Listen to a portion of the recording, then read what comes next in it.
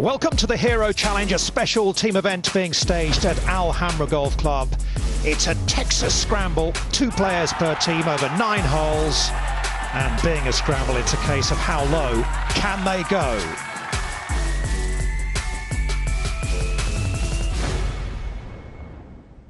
A little bit of mid-week fun for you on the DP World Tour.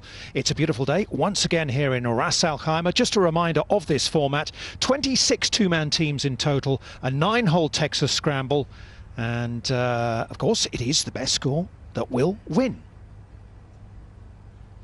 And I can tell you they're playing the back 9 here at Al Khaimah, which is considered, as we saw last week at the Ras Al Khaimah Championship, the slightly more difficult of the 2 9s here on this terrific course. That's the 12th hole. You can see there a devilish par 4. And there's some really enjoyable holes here. You've got a couple of par 5s. You've got a couple of shortish par 4s, a couple of tough ones out there. So a real mixture. And the emphasis, as I say, very much on fun out there today. We've got a wealth of commentary talent sitting on their sofas back home. I'm afraid you're left with us. So, Richard Boxall, take it away with Pavan and Paratore. Thank you very much, Dom. I will. This is at the 18th round. It comes. Beautiful stuff. Pavan and Paratore, as you say. 66 for them, 6 under par. It's difficult to know what's quite is going to win here. Is it going to be 7? Is it going to be 11 under? We've never really seen this before. Be interesting. What do you reckon, Mark Rowe? Well, I think there's a couple of very happy Italians right there with that eagle at 18, thoroughly enjoying it, and that is everything that we want today, is fun and enjoyment. Meanwhile, Jonathan Caldwell missing a birdie putt there at the 18th. He's playing with Cormac Sharvin, so a team from Northern Ireland there, and they're around in 66 as well, 6 under par. At least we've got a Ryder couple with us. David Howell is part of the commentary team this week. David, winning score for you?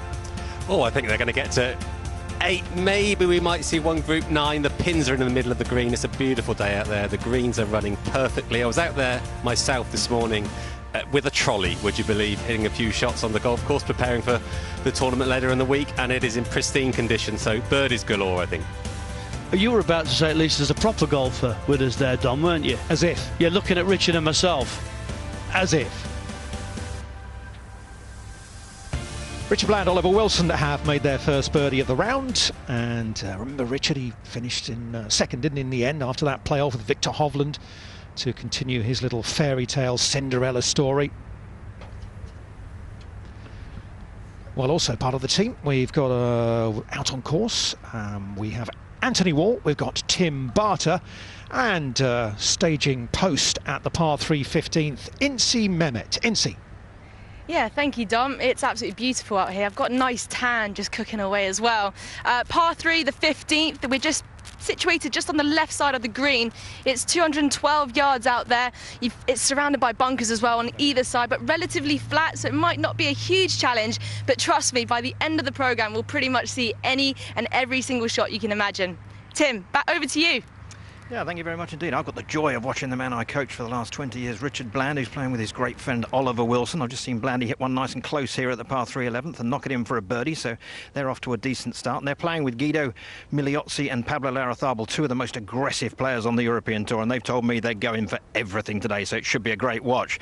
Let's hear what Anthony Wall's got to bring us up to date with. Yeah, thank you, Tim. I'm down at the 10th. Difficult par 4. We've got a couple of Danes. We've got last week's winner, I should say, Nicola Højgaard. We've got Nicholas Norgard-Moller, really talented young player, and a couple of Spaniards you might know. One, Rafa Cabarrabao, and one more, Alfred Garcia Heredia. 4 good players, beautiful day. It should be sensational. They will get underway very shortly, around about 5 minutes' time. We've also got a group who are going to be mic'd up for us, so we're going to be able to listen in to Brandon Stone, Sebastian Heisler, and hear the English duo of Jordan Smith on the right there, and the bullet, Marcus Armitage.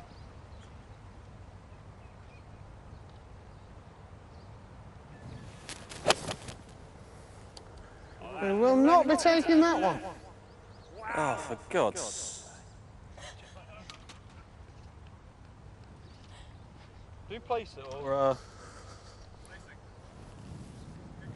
The beauty of this format is you get 2 goes at everything, don't you? So my iron play might suffer.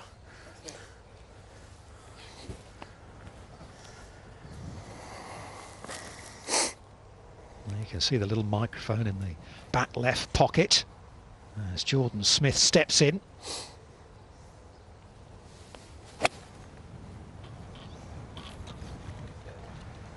Needs to go.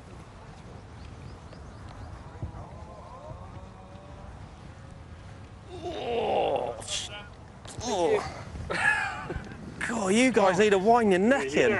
We can tell that you two are both best mates. 116, 10 o'clock, yeah. So let's skip over to Sebastian Heisler from Germany and South Africa's Brandon Stone. Here's Brandon. It's two of them heading already.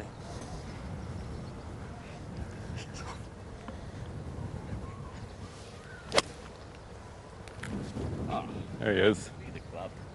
Do I need to hit? Shut Spin. Oh, delightful. Thank you. There's Thanks, a go up there, Seb. Hey? Don't tap it in, eh? That could have been the most important green in regulation in my golfing career, after giving the beans to you boys. Stress-free now, then. I was going to say that a minute ago. Thank you. Tall German. Next up, Heisler.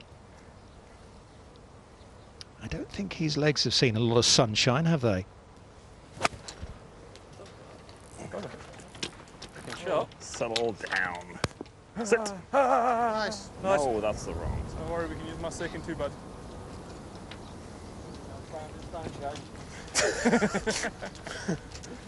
Two ops. The only reason it's my show is because Teagues isn't here. Spin.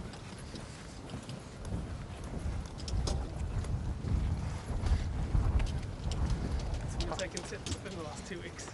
No. Yes, bud, I can help you. Yes, Harry.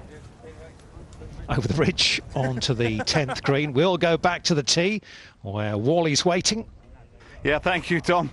Wind is still up. Nikolai, fantastic play last week. Just run us through the emotions you encountered last week. Yeah, there was a lot of emotions going through me, especially in the middle of the round and then the finish. I had to dig deep out there and managed to get over the line, which was quite sweet. So it's nice to have a little bit more relaxed tournament now before getting started again on Thursday. Well, as DP World Tour members, we're very proud of both of you, and congratulations for last week, and have a great day today. Thanks.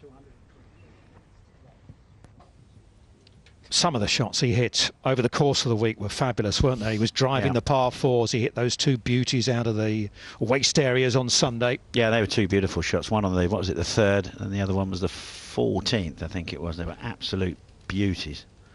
Bit of that for you, Dave or Rowie?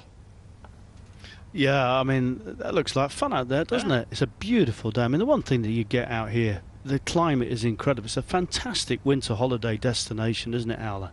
It is beautiful. I've kayaked with I've got twins, funnily enough, talking about the Hogarths, and I have been kayaking with them in a staycation down in the south of England once. Slightly different vibe going on there. The dark brown waters, freezing cold. Couldn't feel our hands after about 3 minutes, and then it was about 5 minutes before the boys started crying and moaning. Anyway, these boys look happy out there. It's all good character building stuff. They'll thank you one day, David. So Jordan Smith and Marcus Armitage in the greenside bunker, it looks like, at the 10th.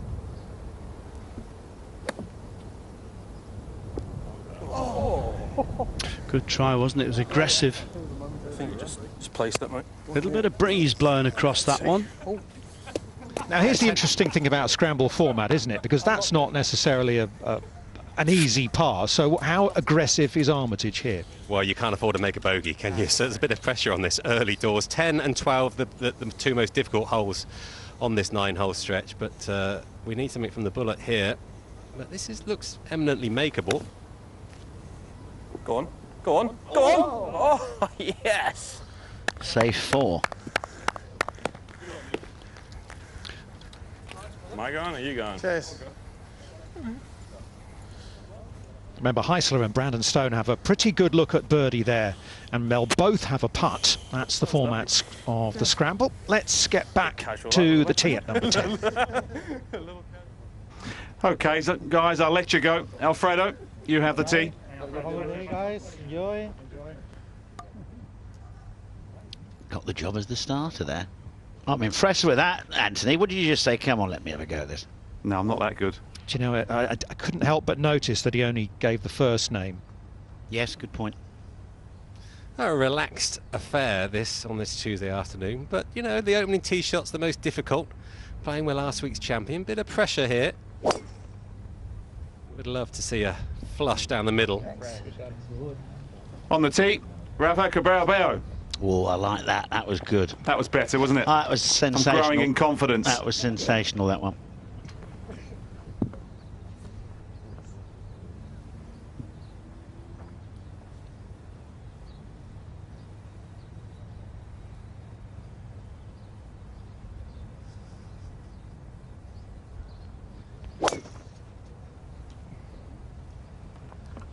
Stylish swing.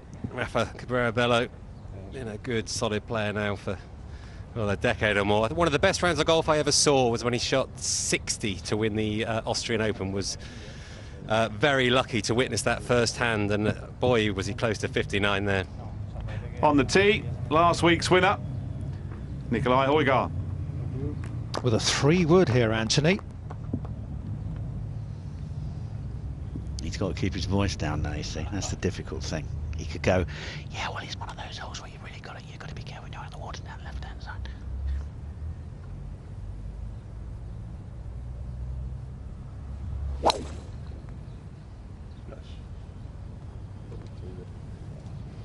That looks awfully good from here.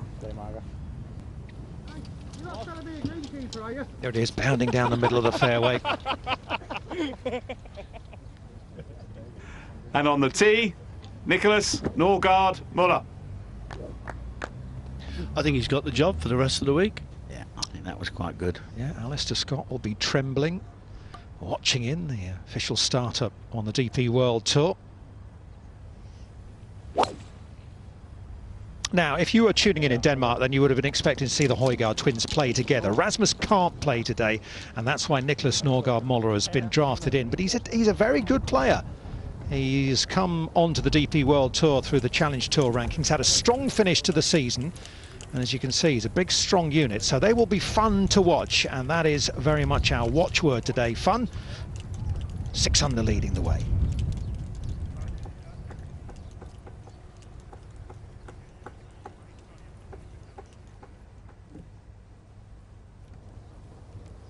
Well, maybe Norgard Muller didn't get the memo about the shorts out there today.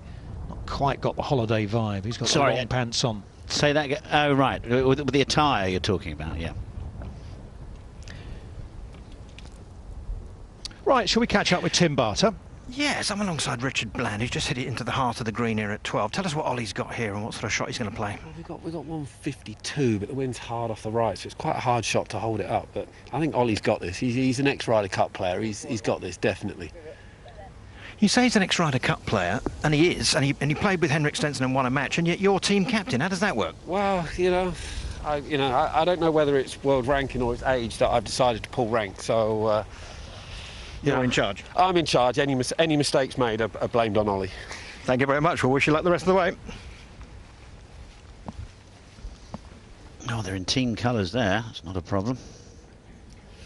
There's the par 3 11th with our group that are mic'd up. Armitage, Smith, Stone and Heisler.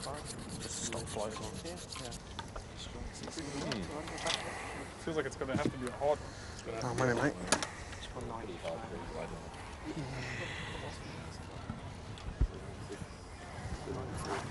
Win. It's been in a tendency at yardage range, right? Yeah. Yes. Playing 200.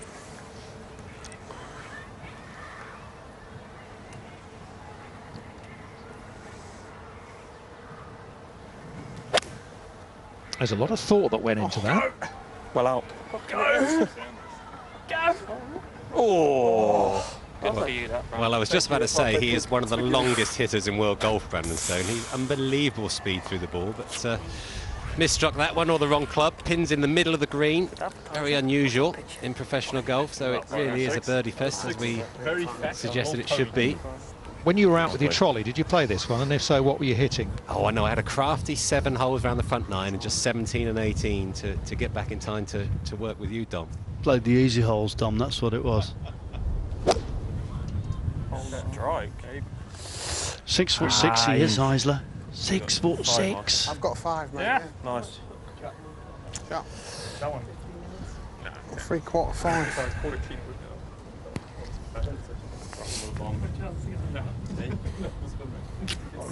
Armitage next up. It's true. Very true. He's a very natural talent, isn't he, David, this young man? Yeah, absolutely. Goes about it, you know, in his own way. Just almost looks like he's got no coach. I don't know if he works with anyone, but he doesn't think too much about golf. He just stands up and gives it a good old smash. Oh, that is good. Ah, it's just cutting. Get down. Sit. Sit. One of the great feel-good stories. Bullock winning in Germany a couple of years ago. Yeah, brilliant, wasn't it? Bit of adrenaline there, you know. I think there's a bit of nerves in there. He's mic'd up and... Well, straight in front of the cameras as well. You normally play your way into the TV cameras during the week, don't you? But they're right in the heat of battle here with all eyes on them.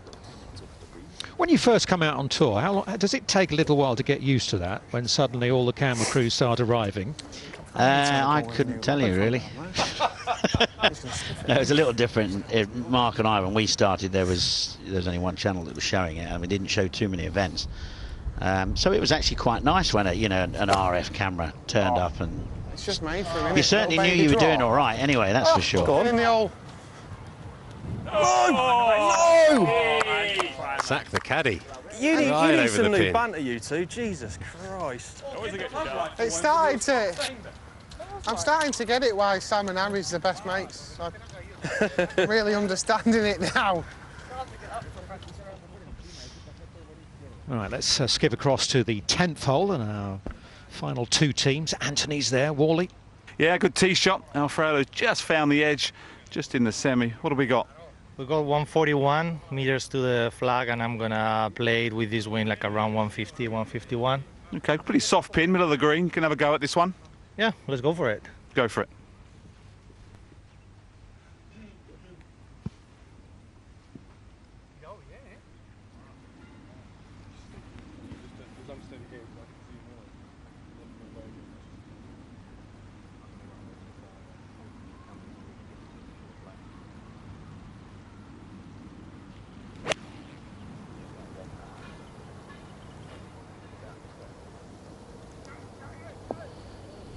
Oh, not quite, not quite. Anthony, you've got some tough names out there. They all seem to be double-barreled names. Yes, they're all wearing black, nearly all of them as well. It's not easy, let me tell you. You'll have a go at this one day, though, Richard. Rafa, it's pretty breezy, but it's warm. Is there much breeze really hurting? Well, it's the first shot I'm going to hit into the green, so I don't know, after watching Alfredo's ball, I think there's at least 10 of hurt there, probably closer to 15. Okay, fair enough. Let's have a look.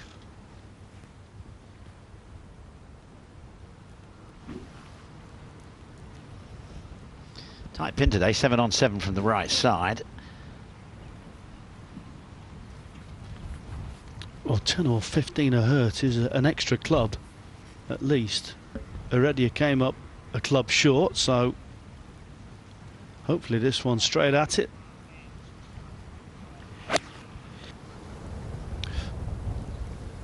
Fabulous rhythm to his golf swing.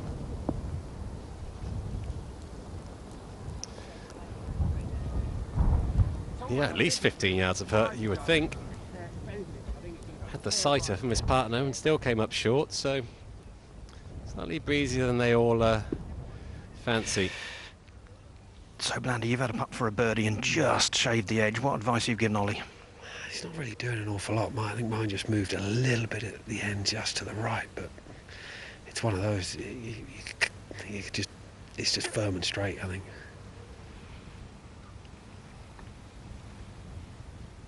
Firm and straight. Oh, beautifully done, Ollie Wilson. Now, just come and chat with me about that. Say that one again. Pretty good putt with all the noise you guys are making. Oh, we're making a lot of noise, are we? We apologise about that. Now, tell me, Richard says he's in charge, and yet we've said that you're a Ryder Cup player. You had a higher world ranking than he's ever had. I mean, surely you should be in charge. Well, you know, I guess I just got to bow down to Blandy. You know, anytime you get invited to play in something by Sir Richard, I just got to take what I can get. I'm delighted I'm even allowed to play, so I'll do whatever he says, you know. He's a bit nervous. He's not been on TV much recently. Although my fairway finder captain hasn't actually found a fairway yet. So he did find the 11 to make a birdie, though. What? Yeah, I hold the putt. OK, well done. Carry on. I think the coach was displaying his colours there, wasn't he? I think you're right, yes. Højgaard's second into the 10th. There you go. Last week's went right down the flag again.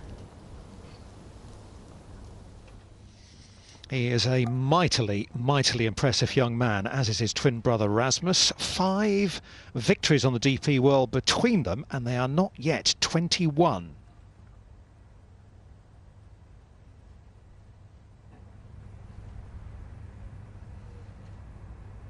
All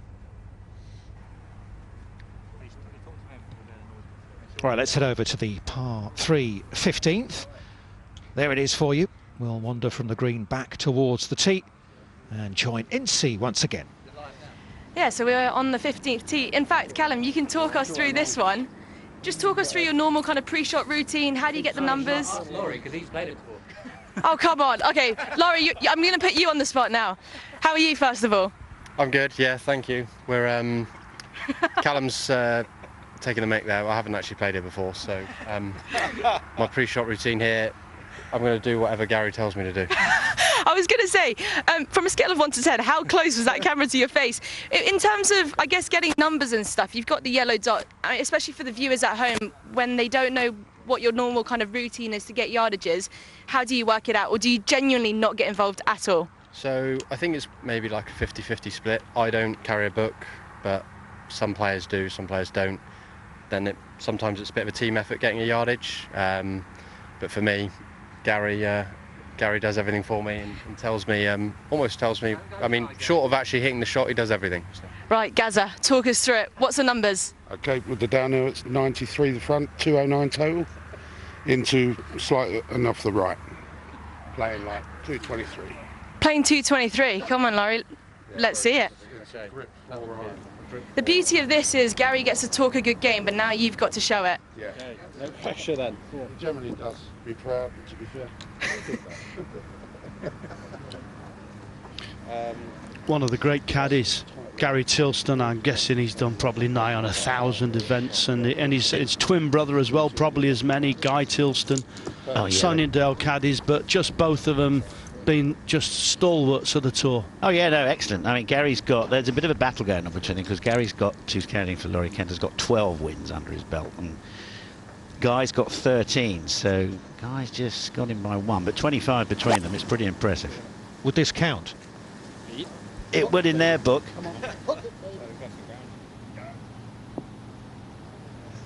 Tough par 3 this, only 1 birdie for the players that have gone through so far, so 223 yards, even with 2 efforts, pretty tricky birdie to make. The yardage was pretty good there, wasn't it? The information was correct. Laurie Cantor hole high with that one. As the wind blows.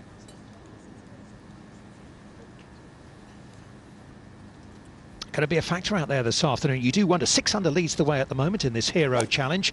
Pavan and Paratore, Caldwell and Sharvin. It is a 2-man Texas Scramble over 9 holes. They're both in at 6 under par. And is anyone going to catch them or pass them? Certainly at the start of the day, when there wasn't too much breeze, odds were very much on maybe 7, 8 under being a winning score. But we shall see. Yeah, it was difficult because we didn't, you know, we thought about it for a few days, didn't we? And nobody could really come up with a score. You know, is it going to be, are they going to birdie every single hole? Will they throw an eagle in? We've never seen it before. I mean, it could be 7 under leads, could be 11. Yeah, I mean, we haven't played the golf course, Richard, obviously, but David Howell has played the golf course, and when this wind gets up like it is now, that's not an easy 9 holes, is it? No, I think a more friendly wind potentially today, direction, than we had last Thursday when it was windy. But yeah, I still think 8 does it. 8 definitely wins. 9 is a tough ask, isn't it? Birdieing every hole, even with an eagle thrown in. But if you can find a birdie at 10 or 12, you're ahead of the game, and this one is for birdie.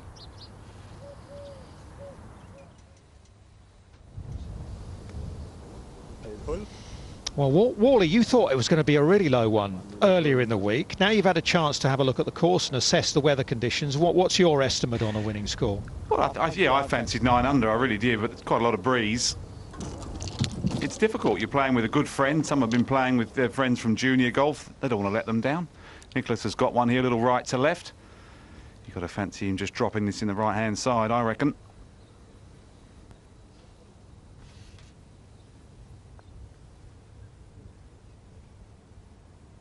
It did move from right to left, didn't it? It moved a bit more, I think, than he thought. Quite distracting, though, having Anthony stood right there, I think it's quite funny, don't you?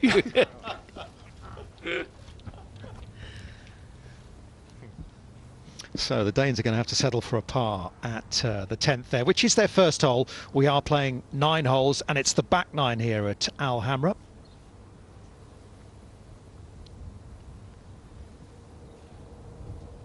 I'm assuming this is one is for, yes, for par, because they were both well short with their approach shots. So no gains as they head to the 11th tee.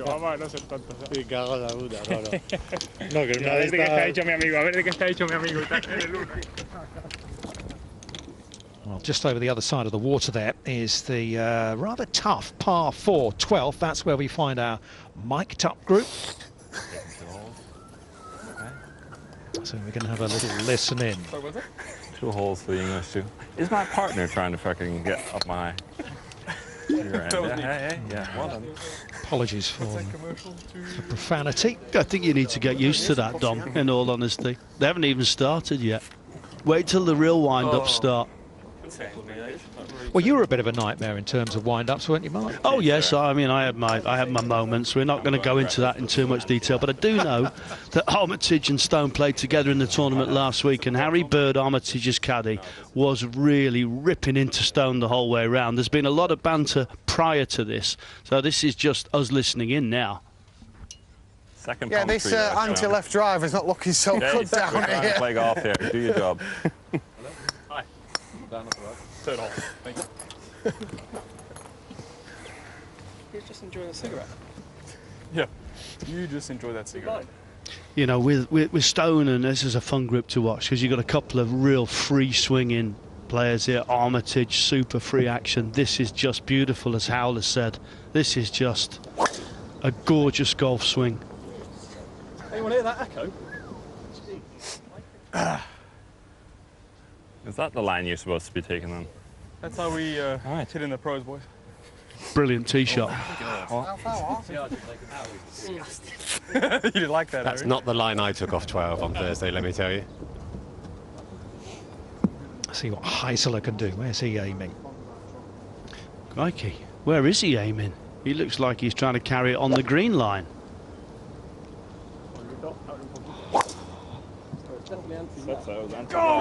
Can't carry, no, that's swimming, surely. In the piss. Oh, it's over. Saw a puff of sand. You're not Danish. You're not Danish. Trying a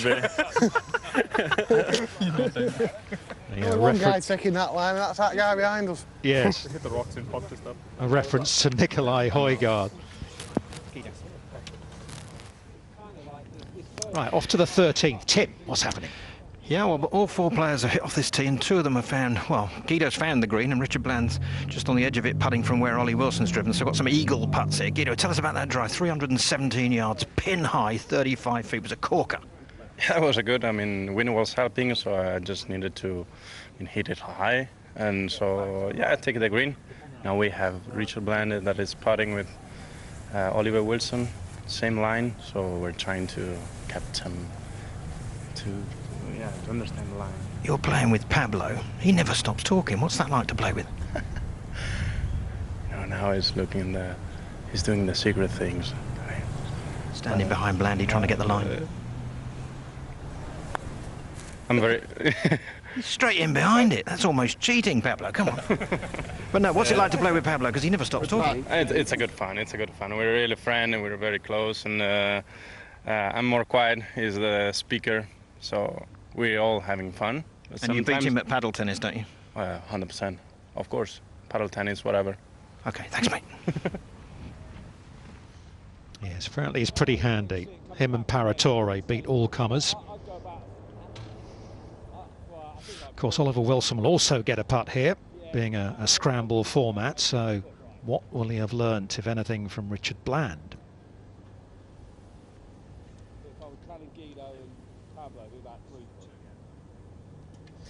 So equal chance here for Bland and Wilson.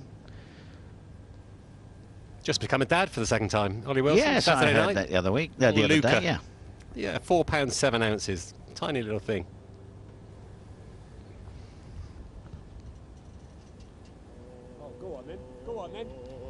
Oh, he's holding some good putts, isn't he? Oliver Wilson, come and talk to me about making eagle. It's kind of easy after following your partner, isn't it? I like this. Might drag him with me the rest of the week. You've just been mentioning the fact that you've just become a father. It happened last week. The baby came early, so you weren't able to be there. But I'm surprised you haven't gone home now. What's the story? Well, again, I couldn't let my partner down. You know, like I said, it's a very special invite for me to play with Richard. So my you do better. It's not bad. my wife with my newborn baby will have to wait for another week. Mother and baby well? They're doing very well, thanks. Yeah, it was a very big surprise 5 weeks early. So after my Friday round, I got a photo with her holding a baby. So wow, it was congratulations. Yeah, thank you. It was a bit of a bizarre week last week, but all is good. All is going well. Keep going well. Thank you.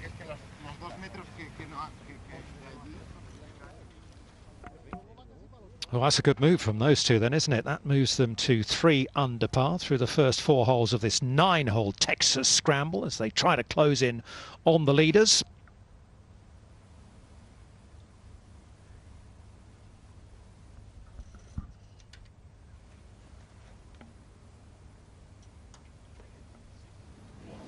Now, Callum Shinkwin, they're on a good run here, David, aren't they? This is for 6 on the spin. Yeah, on the par 3, as I said, not so many birdies have come on here, so they are on fire. Get in there.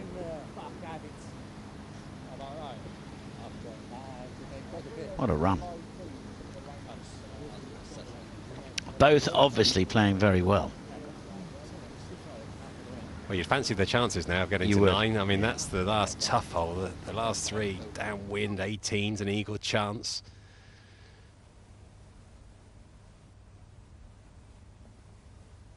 On to the 11th green strides Rafa Cabrera-Bello, Nicolai Højgaard, Nicholas Norgard Moller, and Alfredo Garcia Heredia, and Anthony Wall. Yeah, it's proving a difficult par 3. We got one into about 15 feet up the hill. Beautiful shot by Rafa. The Danes are down the left, downwind left to right. Not easy, just a good hole, playing probably about 215, so it's showing its teeth already this afternoon. Like 4 times in the year we've had already in 2 months, and there were rumours that we're going to grow the rough. And if the Kikuyu's like that, it's brutal. Should be the Danes to go first. They're just deciding who wants to go. Nicholas looks like he's stepping up. As I say, probably 35, maybe 40 feet. How do you see this one, Nikolai? It's a good chance for birdie here. A little left to right with the wind off the left. I think Nick's got a pretty good line here, so I'll have a good look. That's the way. Get in behind. Just keep an eye on this one. Break as many rules as we can.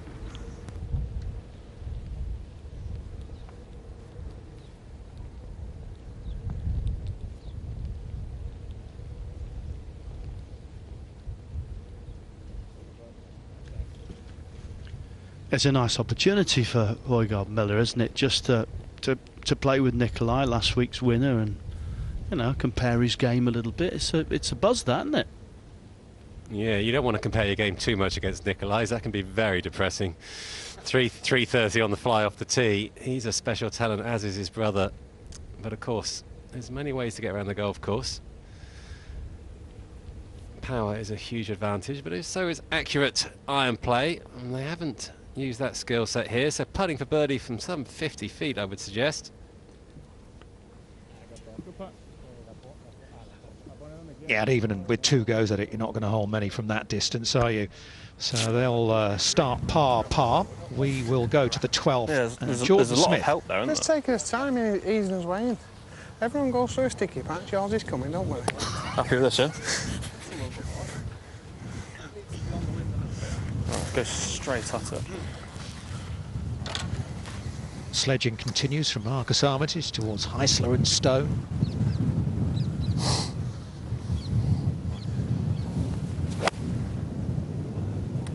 Oh, that's not coming on wind.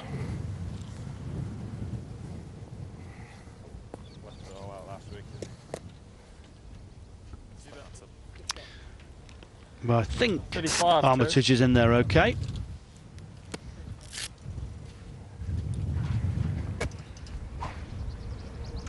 Well, Richard Bland has just hit a big tee shot down here. Pablo, you think he might have to go to the physio after that one, do you? I mean, 49 years old and hitting it that long. Yeah, the physios have to be ready this afternoon for Blandy.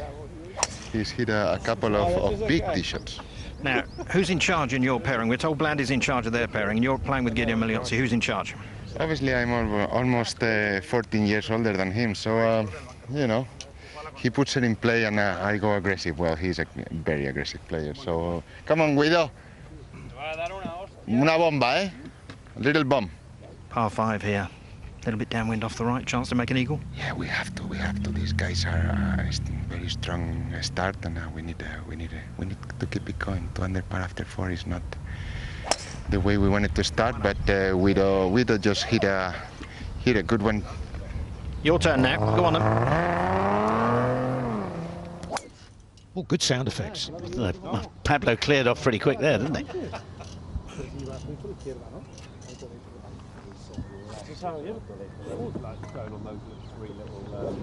He's the best shaper of a ball I think I've probably ever seen. He can hit it high, low, draws it right to left, manoeuvres it brilliantly around the course. I've actually never seen anyone hit it as low as he does. It's incredible. But you want to get a bit of right to left on this, don't you? They, well, mind you, it's nudged forward here so they can fly it all the way. Yeah, just a straight rip's fine. Landed on the fairway, get the hard bounce. Just like that, scampering along. Sorry, I've got the wrong hole. That's a par 5. I didn't like to say, Boxy. Oh, just thinking, he's not going to knock it on the front of the 14th. Let's get to Incy. I'll be back in a minute. Well, the standard's pretty high in this group. We've got Jeff Winter right next to me, Team Denmark, but you've got playing partners Marcel Siem. I'd rather play with the Germans. Well, you had a 4-iron in your hand the other second. Tour friendship, there we go. You had a 4-iron in your hand a second ago and you've clubbed up to the hybrid. How much is the wind affecting you today? Well, my caddy gave me the wrong distance first, so that's why I switched. It's playing long, apparently. Even Tor's hitting something like a 7-iron or something. I've got a big question to ask you. I feel like I'd be interested to see what the viewers at home think about this. The #1 rule in golf is you cannot wear black socks and white shoes. What is going on? We're doing the opposites. See? White shirt, black shorts, white socks. I have to step in for him there. Well, go on. You know, we said we do the opposite, so but I don't have any black shoes with me, so he told me this morning he's going to wear black socks and white shoes. He's a very classy guy, so it's he's excused. He's excused. Oh, classy guy. Let's see a classy shot right now. Is it you to go, Marcel? He's not classy. I'm the classy guy. Wait, both? You're a team? Oh yes, that's There's true. no I in T, Jeff. Is there? There's no I in team.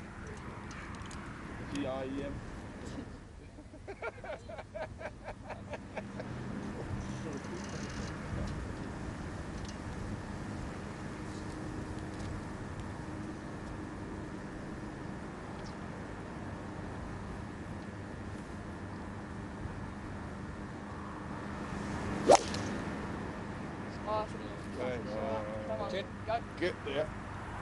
Oh, get there. Quality shot there. After all that banter on the tee, beautiful strike straight at the pin.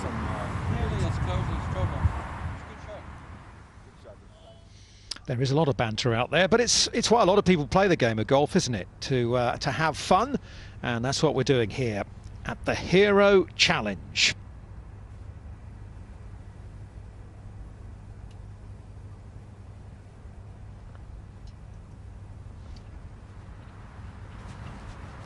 Right, up to 18. I was going to say I get the right hole here. I can tell you that is definitely the 18th there. Pavon out with the driver. Looking at left, trying to cut it in from left to right. Need to run up that green if he can. Yeah, very good. What a golf shot. Isn't it? Wow. Shot. Yeah, out the rough with the drive, a little hump in front of him, had to pick it up reasonably quickly as well. That was superb. To 12, Jordan Smith with a birdie putt. What? Oh, just knock it in, mate. Don't mark it. You're not going to miss it, are you? Can you just pick it up?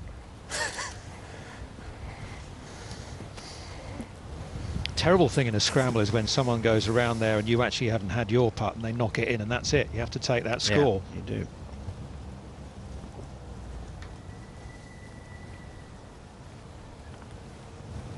Birdie chance a little bit down the slope here for Brandon Stone.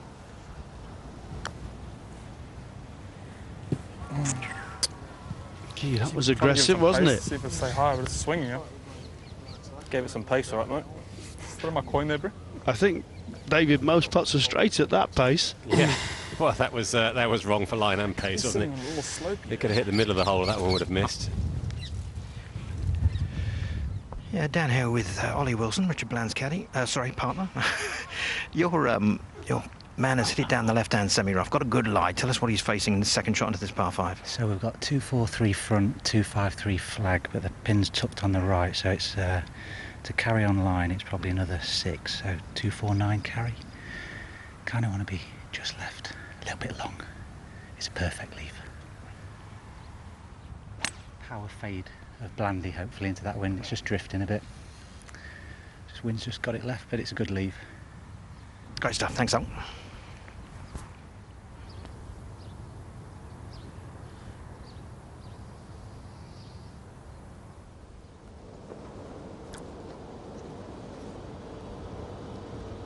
Here we go. Nikolai Højgaard at the 12th.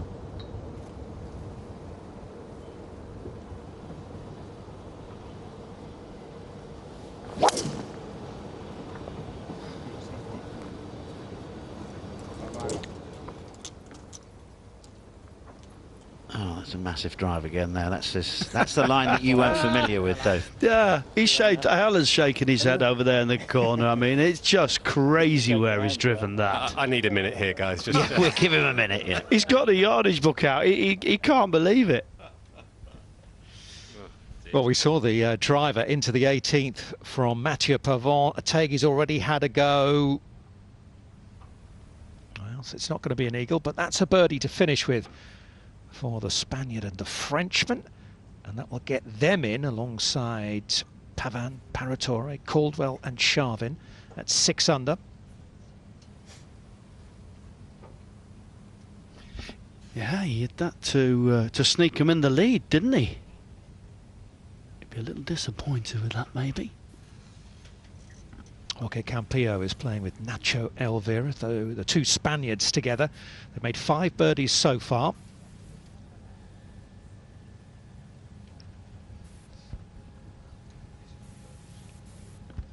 Birdie attempt to get to make it 4 teams on 6 under, that'll be. You've got Gavins and Shinkwin out on the course. They birded the first 6 holes. They've still got 3 holes left to play, and Dave was saying with the 3 not that difficult finishing holes, and this one here is a par 5. You'd think they'd get past 6 under. Yeah, so what you're saying, Dom, is he taps that one in there, then that's a 5. Yeah. It's a mistake you only make once. I've done it, but you're a stickler for the rules, Dom. That's a bit harsh. Is that? I guess you're right, of course. Yeah, it is. Well, you don't know the people I play with, David. Yeah, I thought it was a fun day. the judge in the corner over there. He's not letting anything get by him, is he? He won't let anything get by, no.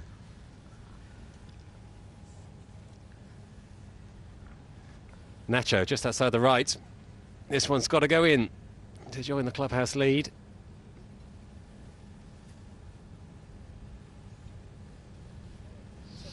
And it does just enough of the left edge there for the Spaniards. So that makes it 1, 2, 3, 4 teams now on 6 under par. 3 in the clubhouse, but 1 out on the course. I think Gavins and Shinkwin will probably get past that.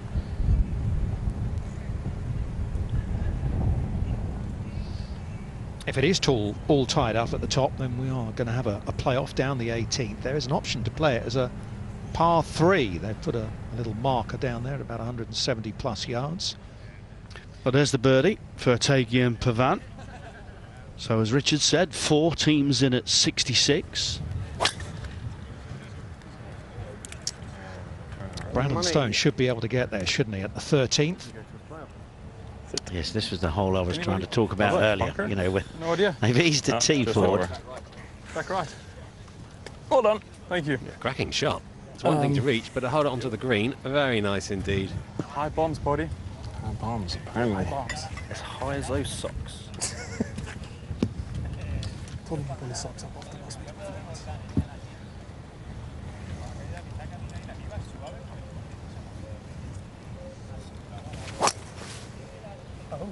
That's high and a touch right, 4 left. Come on.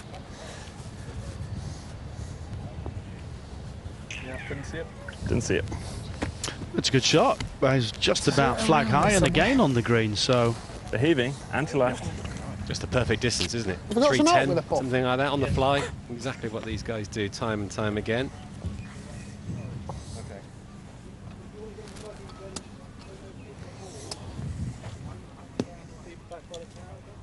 Great fun to be around. I had the absolute pleasure of spending a couple of days at the start of the year down in Spain with Marcus, and God, we just laughed non-stop.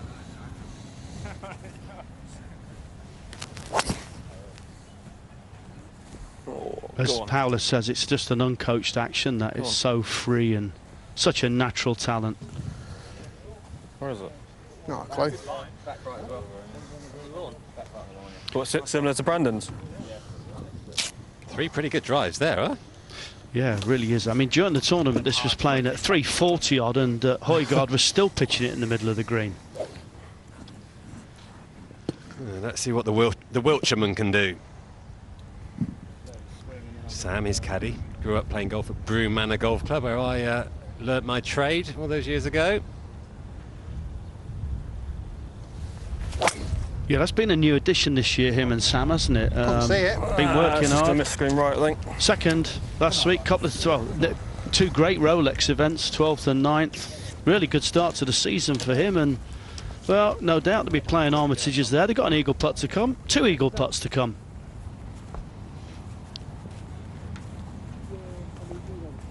Now, birdie putt to come here.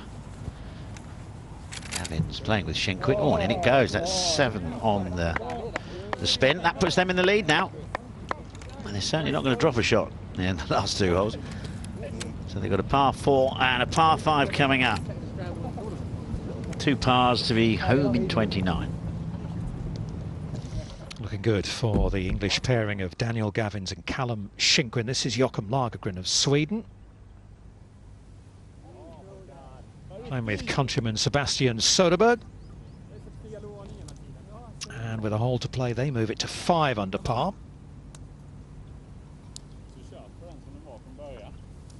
They got themselves organised this morning with the wardrobe, didn't they? Very good.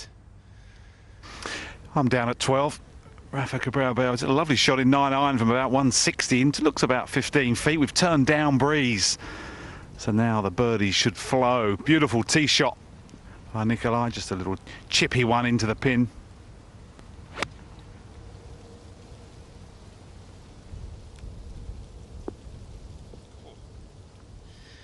Yep, that'll do nicely. Should get them underway. That was a bit nice. Yeah, wasn't it? How far do you think he's hit that drive, Anthony? How far have you driven that, Nicolai? I don't know. Let's say about 400 down breeze. It is Yeah, 325 metres. Yeah, 330 metres, so easily close to 370. Pretty good. Different line to I'd have taken, that's a fact.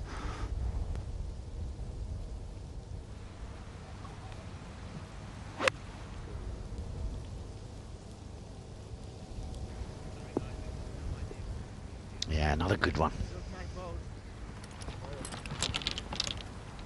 So they'll both pairings have a good look at birdie there at the 12th. Well, Guido Migliozzi lining up an eagle putt here at 14 after a huge drive by Pablo Larrazábal and then a quality iron shot into the heart of the green. They've discussed the line. Can they match it with speed and make 3?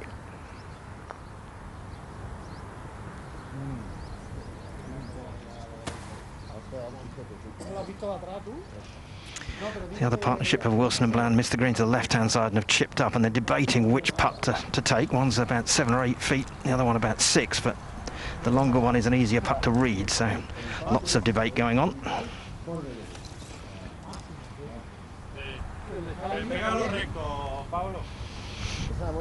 Ollie, just tell us about the discussion you're having with Richard about which putt to choose and how you decide.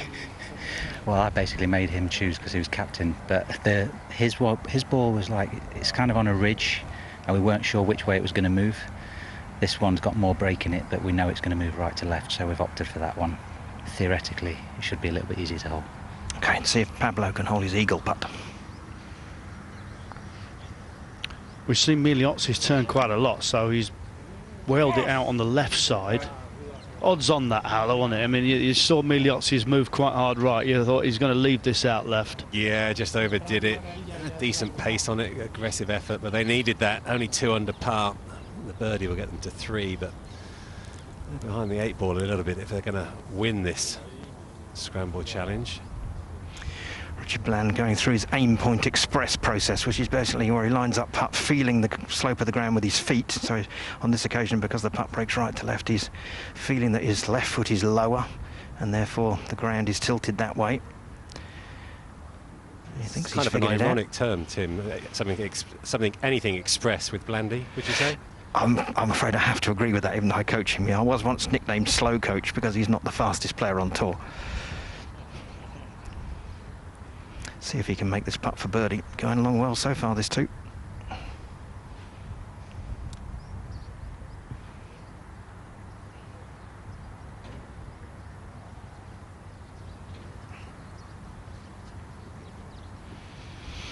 So the pressure moves over to Oliver Wilson now for this one. He hasn't missed, has he? He's held a couple of beauties so far. The putter's red hot, but this one has got quite a lot of break on it. Yeah, what would you say? Probably a 70% chance of holding it on your own, going second, up high 80s, maybe 90% from this distance? Well, you can say that because I remember a point quite a few years ago where you were the best putter in the world from 10 feet statistically for a season and a half, I reckon. Well, don't stop now, Mark. Carry on. No, no, that was it. Just the putting, mate. That was only the putting I'm talking about. What did you used to think over that with the putting? Did you think don't look up, give it a firm? Yeah, don't look up. Never that confident, to be honest with you. They always thought they were going to miss. Oh, did you? You used to ram them in, though.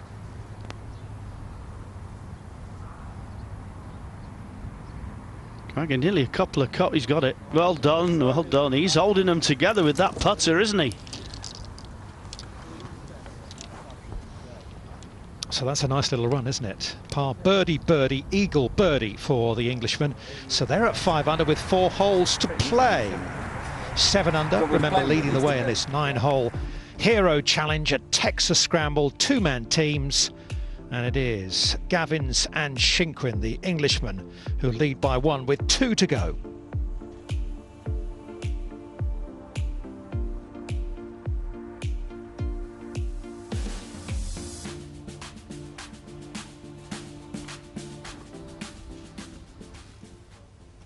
Beautiful shot in for the Danes. Team Denmark down the hill left or right, just trying to get their day going really. Coming down breeze for Nicholas. Just trying to edge it in. Difficult in the breeze. It's not easy out here. Yeah, there's nothing worse than putts when they're across the wind. That's so hard to get the... You know, you're reading the break and you're thinking, is the wind just going to add a fraction more to this? Yeah, you're quite right. When the greens are fast and firm. The wind does have an effect, no doubt about that. You used to have a very short putter, didn't you, David? Is that because you got long arms, or does it just feel more comfortable? No, short arms, Dom. 33 inches. 33 inches. Like to get over it, get my eyes over the ball. And yeah, Harrington went with a short putter many years ago, and I thought, you know what, he holds quite a few putts, I'll go with him. Yeah, not a bad man to copy, is he, Harrington? 3-time major champion. There you go, rock solid nerves as you'd expect from last week's champion. Now a 2-time winner on tour. You know, going back to that David Howell story, me saying he was the best putter in the world from 10 feet. You know, for everybody at home that's listening to that, it comes from, for me, from sheer work ethic, because I do remember one year, Dubai Desert Classic, going to play 9 holes, walking past Howler on the putting green. He was set up from 10 feet, holding 10 footers, not missing. Took me 2 hours to play 9 holes, came back round onto the putting green. He was still there 2 hours later, holding 10 footers. I never forget that. I can't stay on a putting green for 20 minutes, I'm bored, but you were still there 2 hours later. I remember that as well. I had to withdraw with a bad back. Oh, beautiful. Here's a chance. How do you feel, guys, it's going to this point? It's pretty tricky out here with the wind, isn't it? But now you're down breeze, you've got to fancy your chances. Yeah, it's a good driving hole today. A little bit shorter than tournament, but could sneak it in the eagle here, I think. It always feels like you almost want to be off the back tee and hit 3 with almost too short, isn't it? But we'll have a look. Wind's off the right, a little bit of help.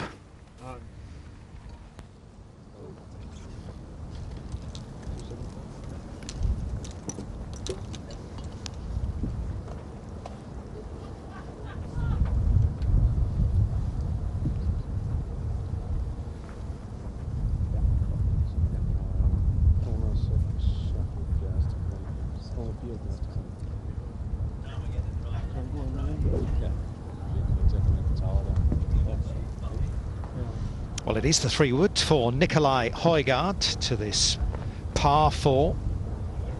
Yeah, this will be interesting, Dom. We've just seen time and again, it's a perfect distance for most guys with the driver. This might just show up just how long this guy is off the tee.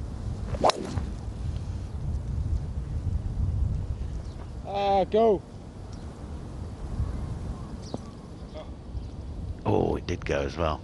But he's carrying it up there, isn't he? I mean, he's just... Is that, so he's carried a 3-wood how far, Mark? Oh, he's at 313 the hole, 317 the hole's playing, so he's carried it 305 at least with a 3-wood. Yeah, I had lunch with Harrington a couple of days ago, and he said comfortably on the golf course he's as long as he's seen in the world of golf. Nikolai is just incredible. Yeah, he's colossal. And it's natural, isn't it? He hasn't been to the gym like maybe a Bryson DeChambeau and bulked up or anything. Well, he's in the gym, but he's not bulked up. Yeah, they're all in there. I've seen them, but it's not crazy stuff, just keeping fit. You see Ollie Wilson. He's another man who can give it a good dig now. He's worked harder than anyone in the world of golf to try and hit the ball further, and he has put on 25 yards in the last 2 years. In the gym too, by the way. Yeah, really incredible. Always been very professional, Ollie, but he has found a way to swing it 15 mile an hour faster, which is incredible at his age. In C. Yeah, we're here on the 50 tee box, and Pablo said he's hitting a 4-iron, but he's actually got a 24 degree. Tell us a little bit more about that. I mean, Guido is about to gear it up.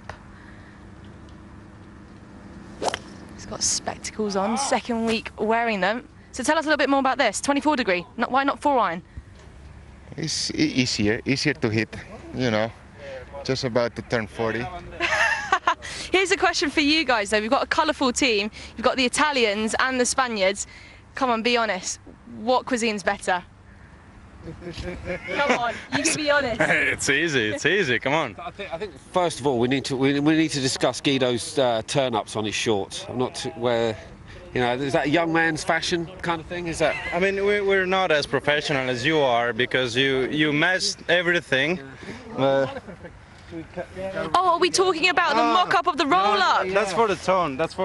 Oh, is it? Oh, Yeah, I thought that was a young man's fashion. No, for the tone. All right. You're definitely all rocking. We've got team colours over here. We've got Pablo about to whoop this 24 degree. Yabadoo! There you have it. Yabadoo. They are easier to hit, those 24-degree hybrids. They really are.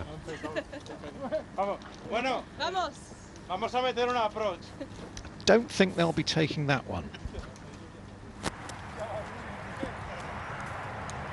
Off they go. It's down that 15th hole. We'll drop back to the par 5. Yeah, well, I thought it looked a bit toed in, so I had to readjust. It turned out it was toed in.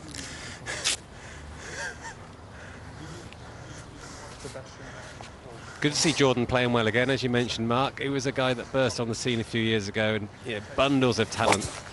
And that left hand's all right, though. You never lay up at I've tried it that too hard.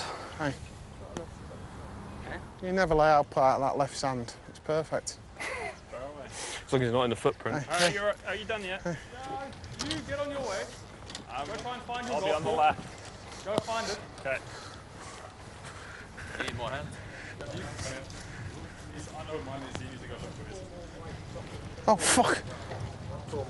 4 more? Yeah, these are for me and Mark. Don't worry, I'll bring you up. Go for the strawberry milkshakes. What's your flavour? Strawberry, chocolate? Yeah, I'll go for a strawberry one, I think. Or vanilla. Yeah. Like I thanked him for it, and he hasn't even bought us one. Yeah, exactly. Yeah, I don't know what a monk. Oh, yeah. Hey? Need some hustle, big guy. So whilst they take on board refreshments, let's remind you of the situation in the Hero Challenge, this 9-hole, 2-man Texas Scramble where Daniel Gavins and Callum Shinkwin lead by a shot with 2 holes to go. More chances to come for them as well.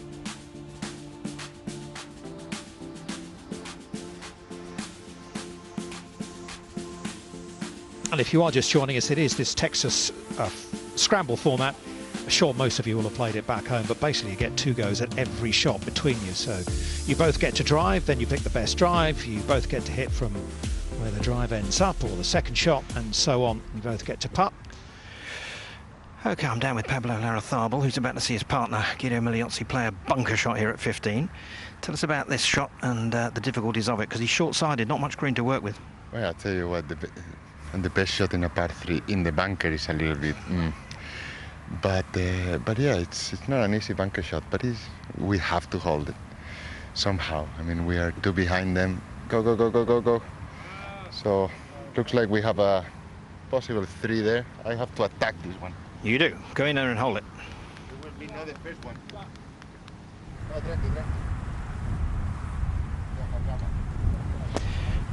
Por la derecha, Pablo. Tim, they seem to be having a bit of a laugh and enjoying it all. Oh, they're absolutely loving it down here. I'm with Guido now. Now, Guido, you speak to your caddy Alberto in Spanish, even though you're Italian. How many languages do you speak? I used to speak, Spanish, Italian, a little bit of French, and some of English as well. Very impressive work. Now, is your man going to hold this one? Yeah. Let's go. He's a really good player from the bunker. He loves the beach. Go! Is it true when you first... good shot, Pablo. When you first came out on tour, he gave you some short game help, didn't he? Yeah, that's true. Yeah, because, I don't know, he's a really good friend of my caddy. And I was always with my caddy and with Pablo. And he is a really good short game player. He gives me some tips because I needed to be better. So, yeah, he's a good friend and good player. Good work. Thank you for the chat. Thank you.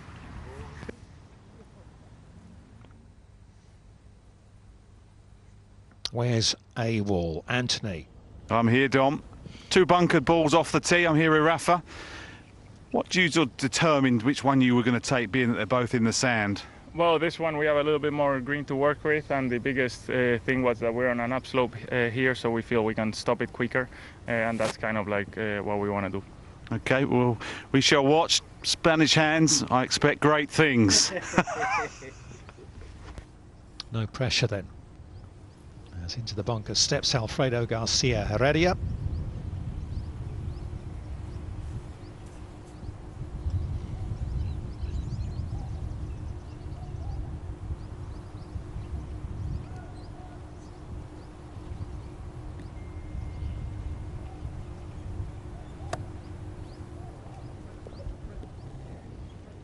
Nearly, just needed another yard on it, that one.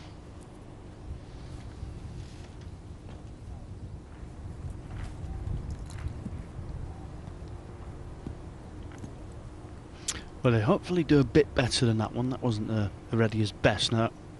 Good bunker player, Cabrera Bello. Played a magnificent bunker shot from short of the 72nd hole when he won the Spanish Open at Club de Campo. Under pressure. Probably even more pressure on this with Anthony Wall stood there.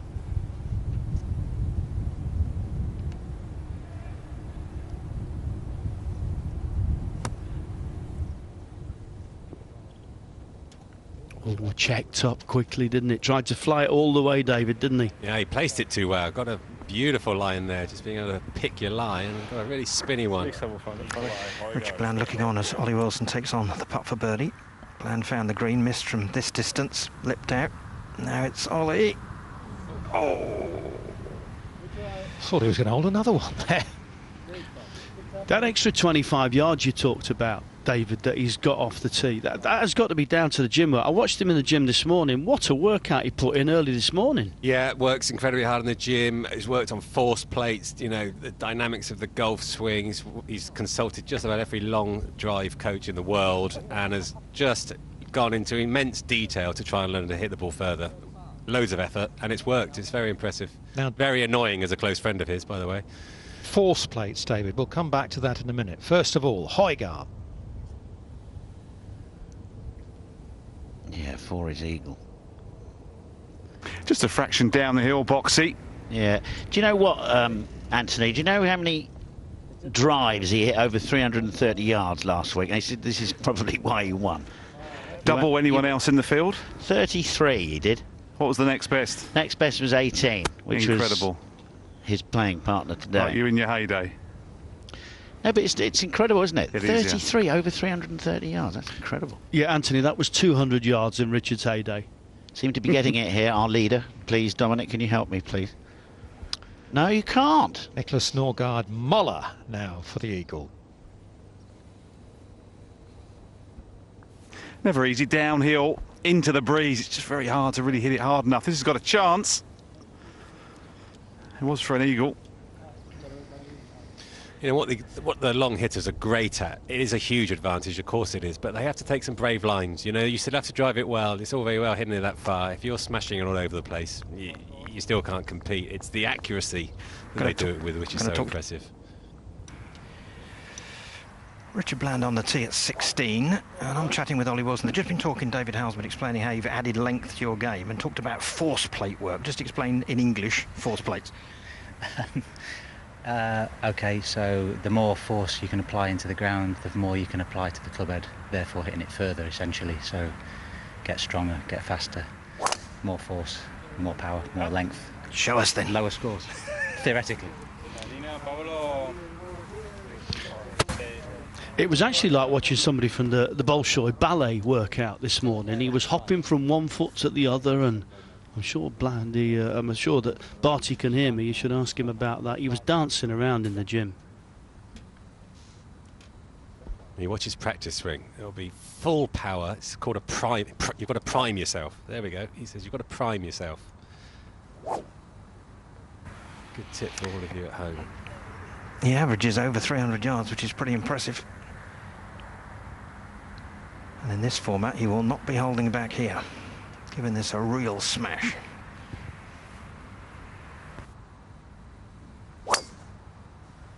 That looked pretty good, but you remember Jose Maria Olazabal used to do that, didn't he? He was shattered by the time, about 9 swings. He was shattered by the time he came to hit his actual shot.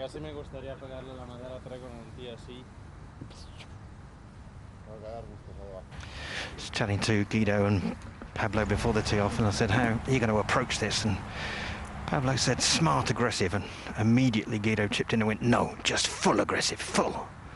Go for everything.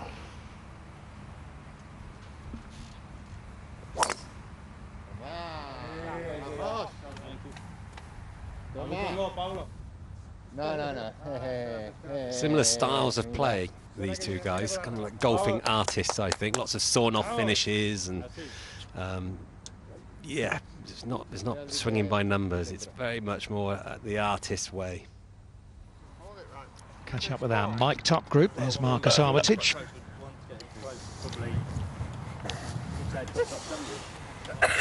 Right, okay. Go on then. Yeah, I've got the wind mostly off the right. And Chopped up Brian, eh? yeah.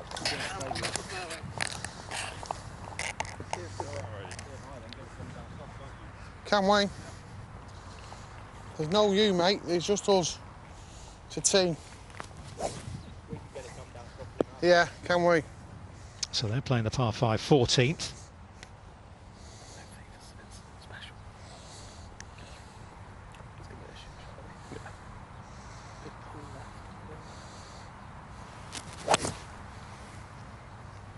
It's a bit right. No, he's not. He's absolutely flagged it. Oh, Marcus! A little bit right, landing, and then just about 5 feet left now, flag high. What a shot. I was just about to say they'll need to get a wriggle on. They'll need a couple of eagles, and they may well get one there because they're 1 under par at the moment. Remember, 7 under is leading the way. Must be the milkshake. I'm more interested in getting this white chocolate and raspberry bloody thing down my neck. Black chocolate and raspberry milkshake. How about that one? Jump on him. Not had one of those, Boxer, you? No, I've never had one of those, no.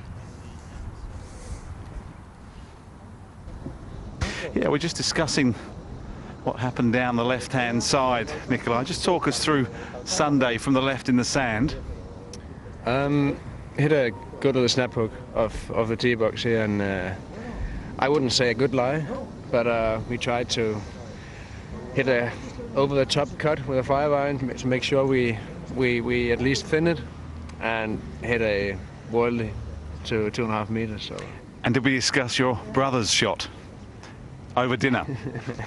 Yeah, Rasmus' shot was a little bit different, but that was quite funny as well. It was funny. We did enjoy it. It was a good moment, I have to say. Today, down breeze, it should be a good chance, actually, but we said that on the last. And it's just really difficult to really play some of these greens across the breezes. Quite a wide fairway. Where are you trying to hit this one? There's a little hill where a guy is walking now, and trying to get it down the right, just left of the bunker. So it's like a bit of a downslope. Get a good run.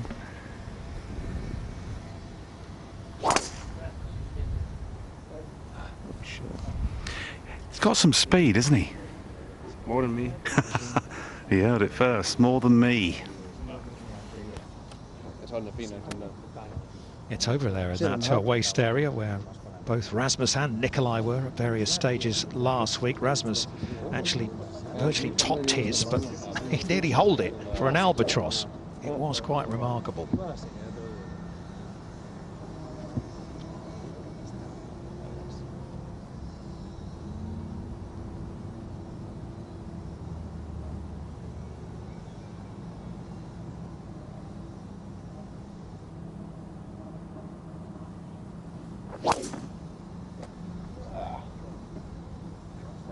Come on. The lean left suggests it's going right.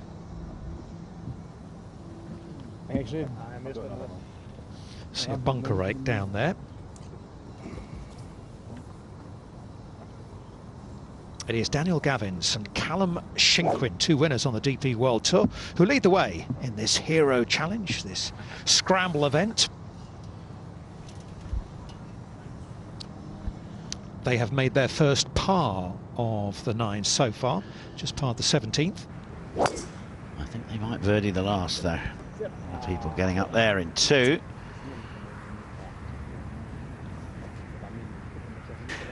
Just quickly, how cool is it to play with someone you used to play with as a junior, as in Rafa? So cool. I mean, it's great playing with him. It's a long time since I see him, and this 9 holes is going to be great. Yeah, it's all about having fun. That's the game of golf for us. Rafa, take it away.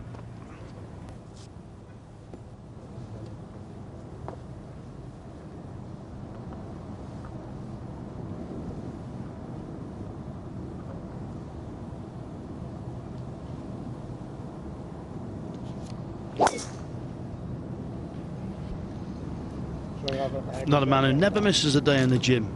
One of the fittest players, I think, in the history of the European Tour, Cabrera Bello. And that's what allows him to swing with that beautiful rhythm, lazy rhythm. Strong through every part of his body. Look how strong his legs are and his core, and then he's got biceps like Richard Boxall. I mean, he's got it all going on. Ollie Wilson Ollie Wilson then in the 16th fairway. Richard Bland has already played and standing alongside me. Tell me about this shot, Richard, what he's facing. We've got 160 into a fairly stiffish breeze. I've just hit like a 3/4 knockdown to 7, looks about a stick high, so Ollie's a club longer than me. So this is looking on a very good line if it just holds. Get up, get up! Oh, it's just come up a hair short, looked like it ballooned up a little bit. It's a tough one really with the short iron, control the flight, but I'd expect an ex-Ryder Cup player to hit a better shot than that. Tell us why you picked Ollie Wilson as a partner. We've been really good mates for, I think we like my second time at Challenge Tour on 04, Ollie got his card, and we just got on ever since, and we lived in the same village for a number of years. Ollie lived in the dodgy end of it and I was in the posh end. Obviously he's moved to America now, but now we've played a lot of practice rounds together and hang out every evening eating, so he seemed the right fit. We'll see if you're eating together tonight after this anyway. Good luck.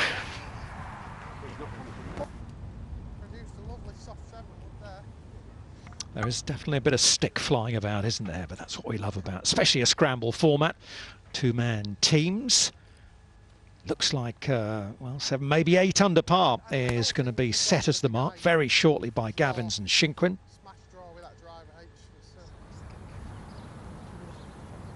Meanwhile, Jordan Smith with an eagle putt at number 14.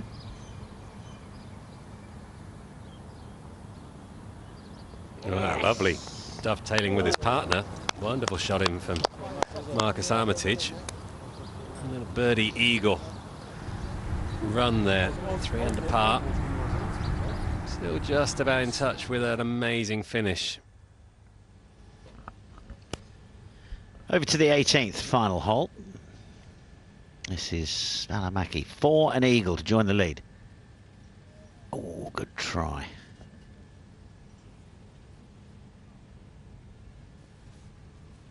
Playing with Hurley Long from Germany, who has come onto the DP World Tour this season via the Challenge Tour rankings, the road to Mallorca. Actually, you know who really wants to talk with Harry? To 15 and Incy. Your moment. Your moment, Harry. Well, I think we want to discuss tactics. I've heard that you're both 3 under. Is there any? No. We are going straight up. Well, there is. The first one, it's a drive as hard as they can, and the second one tries to further away. Isn't it? Oh, what about on a par 3 though, when the driver's not an option? Well, this is why Marcus is going first on this one, because I didn't hit the green once last week, so I didn't hit the green once, so Marcus can go third, lead first, and lead the way. Well, let's see it then. Hit a nice one up on Sunday, didn't you? Where is he? Being slow again. Well, let's talk through it. So you've got 209 to the flag. Apparently. Chase's numbers have been suspect at the best of times. 209 straight into the wind. This would be a big one here. Close to 220, maybe even 225. 209, I mean, if I'm going with 4, it's going to have to hit really well. Yeah. Just been told what I off might for do is, if we were teeing off first, you take like a 3-iron, just like chip it down there, really just screws it with your partners mentally, because they think it's a 3, they get up a 3 over the back like we did on the 11. You didn't see me both for the milk. Just made sure that it threw the green there. I didn't swear. But yeah, they're going first now, so I'm going to be taking a 1 day into their bag and seeing what they're hitting. Well, how much communication is there? I mean, if one does hit a 3 and you, I guess, respond from the shot, oh, I hit that pretty good, went long, do you club down? Or do you just play your own game? It depends, though. When you play with the ball striker like Jordan Smith, then you obviously take it to heart. But when you play at the other side of the spectrum, like Marcus Armitage, then you kind of just null and void that. I was going to say, I actually didn't see Marcus Armitage there at the back. Very quiet for a change. Listen, I've got to go on mute because apparently I've been swearing. Well, show us how it's done. Zip it or I'll be off the show before we've even started. You seeing a shot, shape, club? It's just a lemonade off that camera tower. I like it.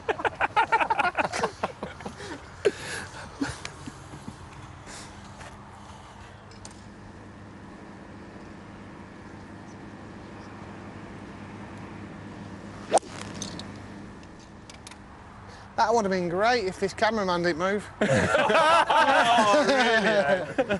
Oh, blaming the cameraman. See, if he did a good shot, he wouldn't have said anything. No, nothing, not a word.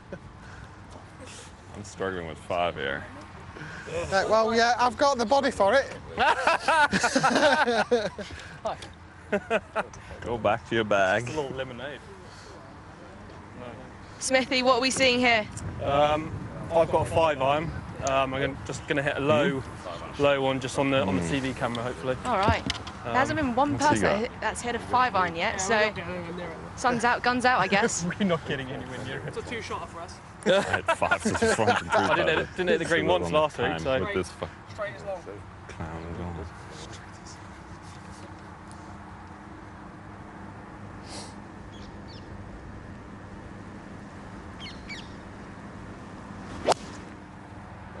Oh, no green for Mr. Smith. And there's another one missed. Don't like this hole. Don't like this hole. What are we doing here? We finished second last week. Surely you're walking around, you got some fun memories. Definitely. I just don't like this hole. I just can't hit the green. But yeah. How much can you learn in a week from one hole? A lot. What? Don't do that. Yeah. Don't do that. Stop missing the green. I'll clean the clubs, all right? Just be aggressive. It's Tuesday. Well, we've seen several club switches. What have you gone from? I've gone from 3 to 4. I was going to try and hit the fat, holdy fade 3, but now I think I might actually try and use the grooves and kind of maybe pull off a good golf shot. Yeah. Talks a good game.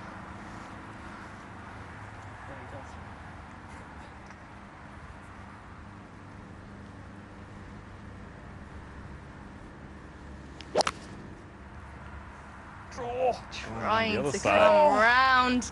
Draw. On the greatness goes over there. Oh, that's a splash of bunker. Right. Apparently, the more you talk to the ball, the more it actually moves in the air. The thing is, they say the exact opposite of what I say. Tell us off. Come on, Right, Seabass. what do we have here? We have a 3-iron here. I know how Ralph feels now when I'm at Which home. needs I to be tell him not hit. to stop playing That with his looks ball. extra long compared to It normal. is. I'm about twice the size as you are. Wowzers. That 3-iron is almost as long as me. Just trying to keep this one under the wind.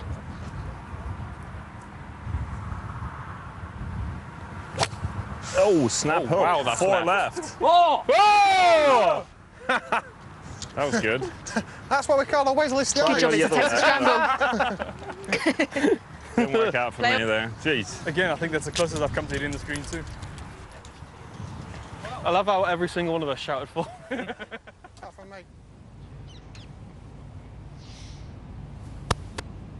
So off they go. Down the 15th, we'll skip up to 16, and Miliozzi. Is that Pablo? That's Pablo lying behind him. Well,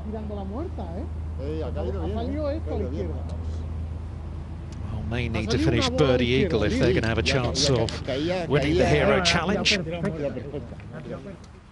And it's up to 18 and the leaders, and here's Daniel Gavins. Got to think, if they make birdie here, they're tough to catch. Eagles gets it for sure. They're both long, Gavins and Shinkwin. Oh, he's carried it on that line as well. What a shot that was. Right on the limit of carrying that bunker. Absolutely flushed it. Great shape now. Amazing story, wasn't it, really, Daniel Gavins? No one had really heard too much about him before he broke through for victory in Northern Ireland last year. And there he is, alongside Callum Shinkwin, the all-English pairing, leading by 1 from a big group at 6 under par. Will anyone be able to catch them? You'd assume they're going to make birdie at worst after that.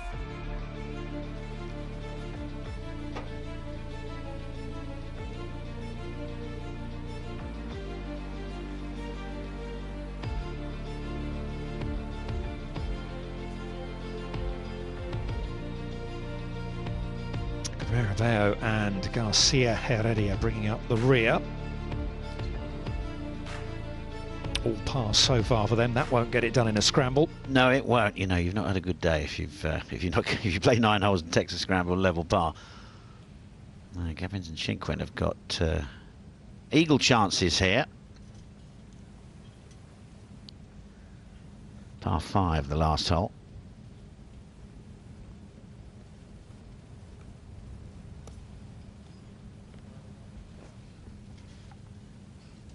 Not easy putts actually. There's a ridge in this green, and they've got the flag pretty much seemingly on the ridge. So it's going to break quite a lot from right to left. Might straighten at the top, but this gets it done, David, for sure. This one. I think so. Yeah, one of these two in 9 under. Can't see anyone getting better than that. So potentially a putt to win here.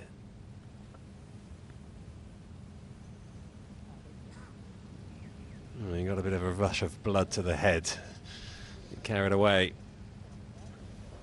Yes, I don't think Shinkwin will be knocking it quite that far past.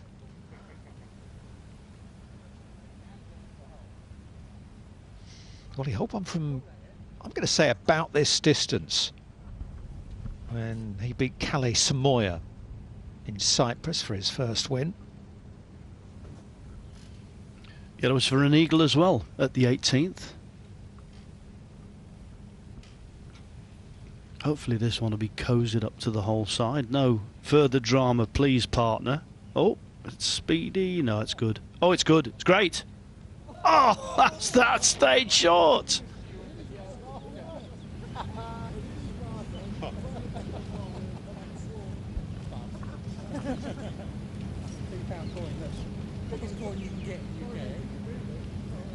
There you go. Go ahead, tap it in. So that's a 8 under, 9 holes for Daniel Gavins and Callum Shinkwin. And they have set a pretty formidable target. There you go, 28 and a host of players on 30. Richard Blandon on the 17th tee, 453-yard par 4. No fairway bunkers down here, but a heavy wind into their face. So good length hole. Tough test today.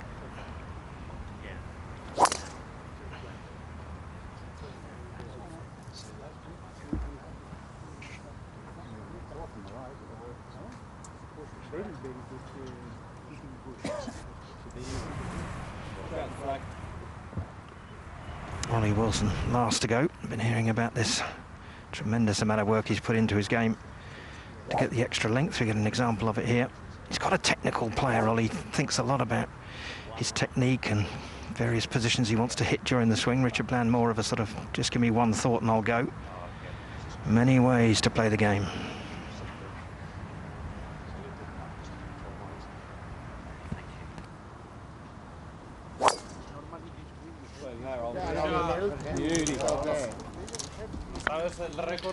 Well, for all the work and the extra length, he's still hitting it straight as well, which is the key.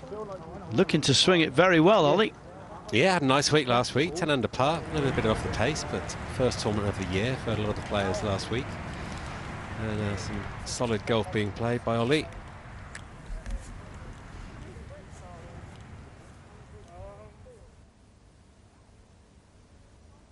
Over to the 14th, Awol. How do you want it, boys? You want me to tend it for you, or should I take it out? They're studying the line. They're blanking me. Oh, what a lovely three that is. Lovely. Don't want to do that too often.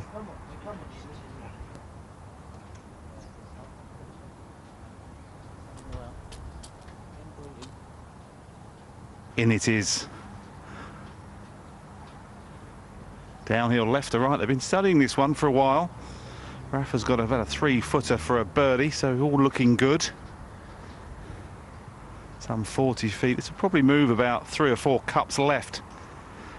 And pros tend to try and split this into maybe 2 or 3 sections to make a difference when it comes to reading the green.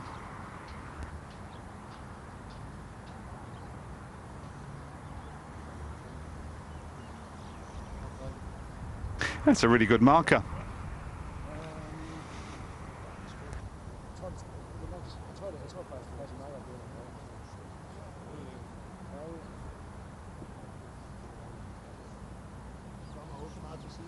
Yeah, classic double breaker here, right to left at the start, left to right at the end. And Nicholas, when you're trying to read a putt from sort of 30, 40 feet, what's the one thing that you're really focused on? It's going to break more in the end, and especially saw this one after half of it. This one is going to take off so much right. Yeah. normally a decent putt. It's just difficult to really hold them. Such a good surface as well, but just 30 feet or so, it really is difficult to get the perfect line and pace.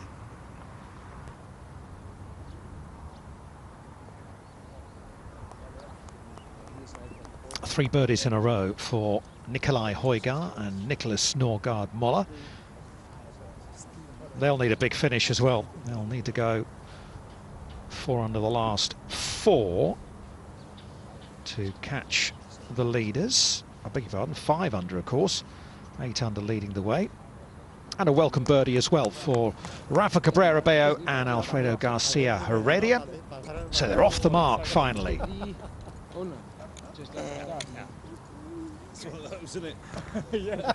all they've got to do is go, what, eagle, eagle, eagle, birdie, and they'll have a chance. Yes, that's all there is to it. Let's get 17th, see what Tim's got to say. Ollie, you're on the 17th fairway and had a nice drive in the middle of the fairway. I want you to tell me about your caddy, because he's no ordinary caddy. He's got a bit of a golfing legacy in his family, hasn't he? He is definitely no ordinary caddy, no. Yeah, Jamie's, we've been on tour for, when were you on tour? Started in 03 and lost my status in 2014. So. And your father was a professional as well, I know. He was, yeah, he's a bit old now, but he's still calling himself a pro, I think. Yeah, he's still a bit old? Huh? You don't want your kids calling you a bit old when you get these days, do you? Pip's still young. Yeah, he's still playing, I think, isn't he? Still pottering around a little bit. Yeah, he struggles to tee it up a bit these days. Tell us about Blandy's second shot in here then. You need a strong finish to catch these boys that are posted 8 under. Yeah, we need a birdie eagle finish, so he's going to hopefully strike one in tight. We've got 168 flag, 63 to cover the front. Wind's pretty much straight in. A little bit of a backstop, so hopefully this is coming in just behind the hole. Give yourself a nice little look at it. Thanks, mate.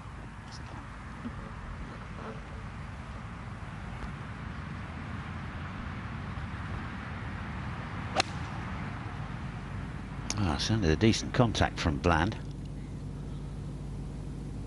And it is, yeah, good shot. Nice shot into the 17th. Yeah, Jamie Elson there, his dad, Piff Elson. Good player, Piff Elson. Very good sense of humour. I don't know whether you ever met Piff Elson, did you?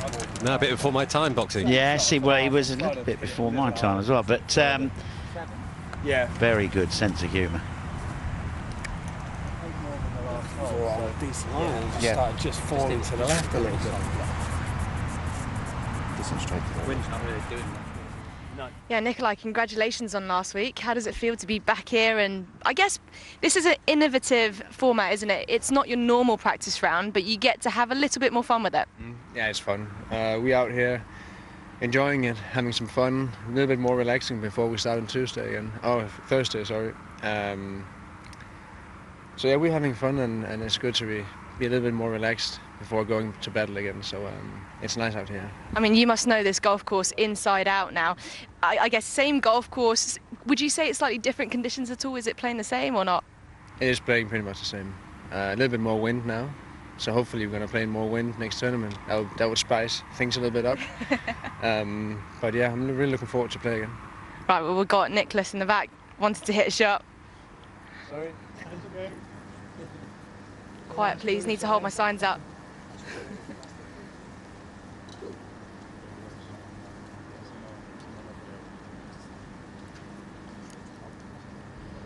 Slightly raised tee here, 212 yards down to this flag that's on the right-hand side today. 16 on, 4 from the right. Nice little middle of the green, and just cut it from left to right would be ideal. And we've seen a lot of people in there.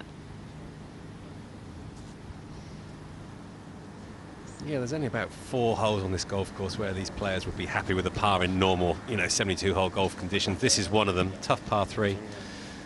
Walk off of here with a 3 and you're delighted.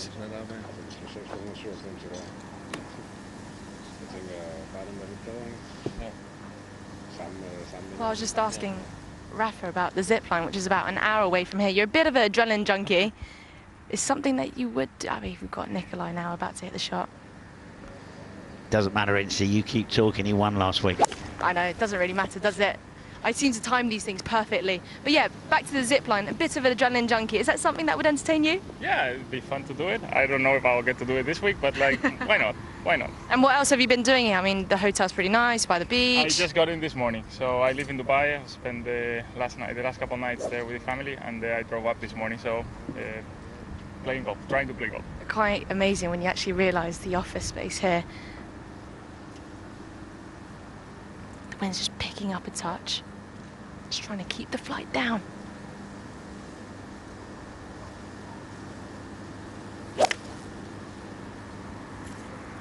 Oh, yeah.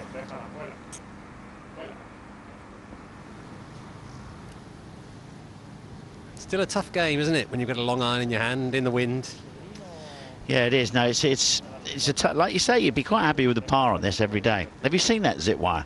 I haven't. No. Oh, I tell you what, I'd like to wrap Mark Rowe up in that little thing and get him strapped onto that. It goes about 120 kilometres an hour, doesn't it?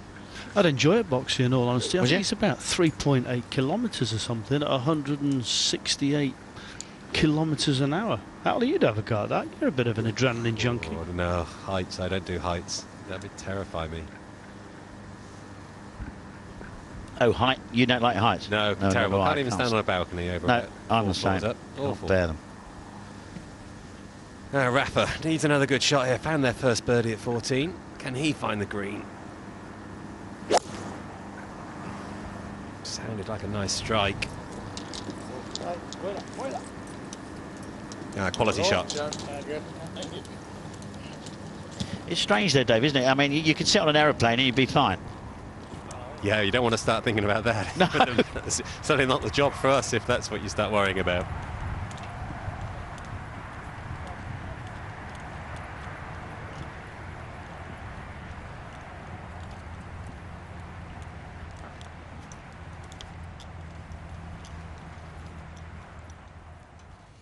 Right, let's go to the 16th fairway in our mic'd up group.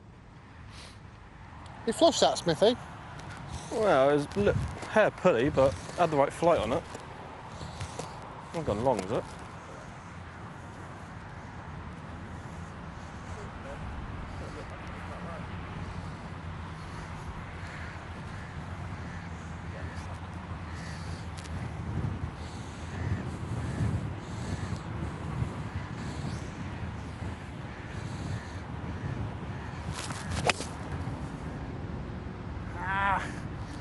Cutting. Good left. I was trying to move it a little bit. Yeah, it's on. That's right, it's on the green. I tried to move it a little bit and then it would have gone quite a bit, but how are you feeling then today? It's not getting there, I think. Trying to just get it drawing a little bit in the wind with her. I think I've flown a lot. Sniped it.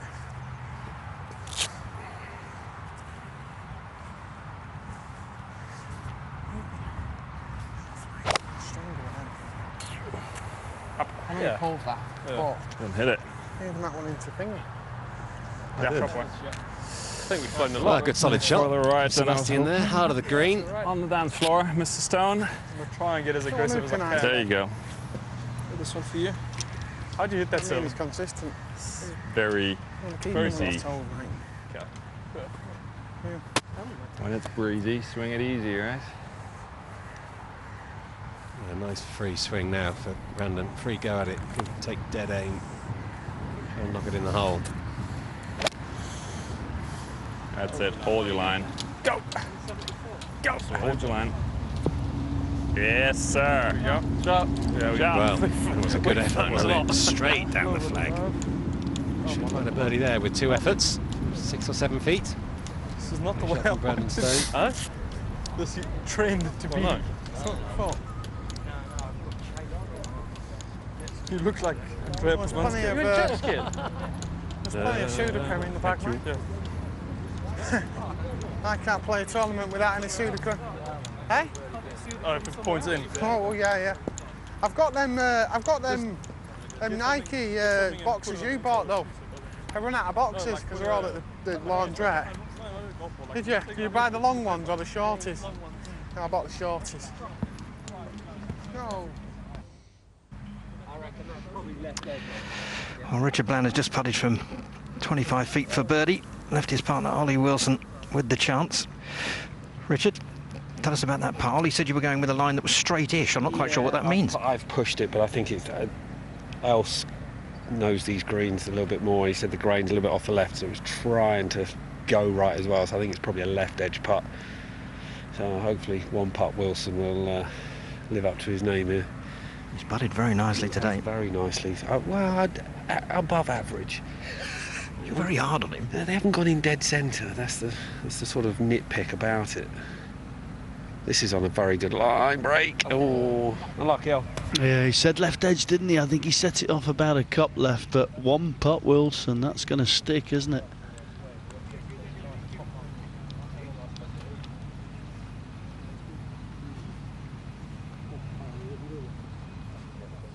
Tough captain, Blandy's. Sorry, isn't he? It's all sort of like, it's all stick and no carrot, isn't it?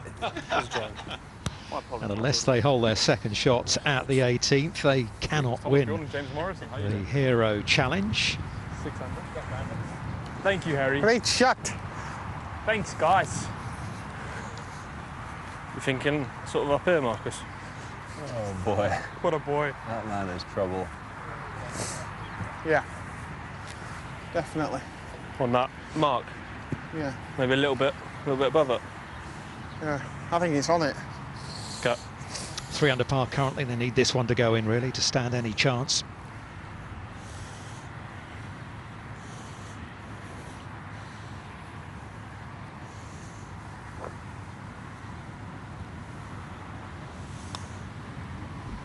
Sounded good, didn't it, off the putter? Good pace. Just over red, that's all. Fall off to the right, in my opinion. Inside the hole, though. Looks like that sort of got halfway and then went the other way, didn't it? Leave up there. So. I'd gone the inside of that. Yeah, it went quite hard at the end, didn't it? Definitely outside. Yeah. I'll go inside that mark then. Oh, it's 100% inside that mark. Yeah. How long about inside my ball? I think it's in here. Yeah. That was actually a decent pace. Looked very quick. Huh? Looked very quick at first. Just can't believe it didn't break. Breaks quickly.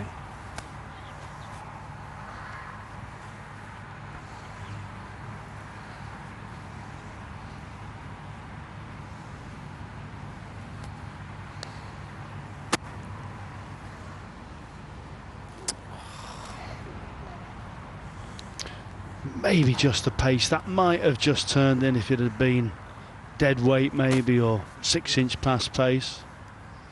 Good line, just pace, wasn't it? I don't like that pace, mate, to be fair. From there. Yeah. I think if it had been slow, it would have snapped at the end, wouldn't it? Good chance here for Heisler and first Brandon Stone.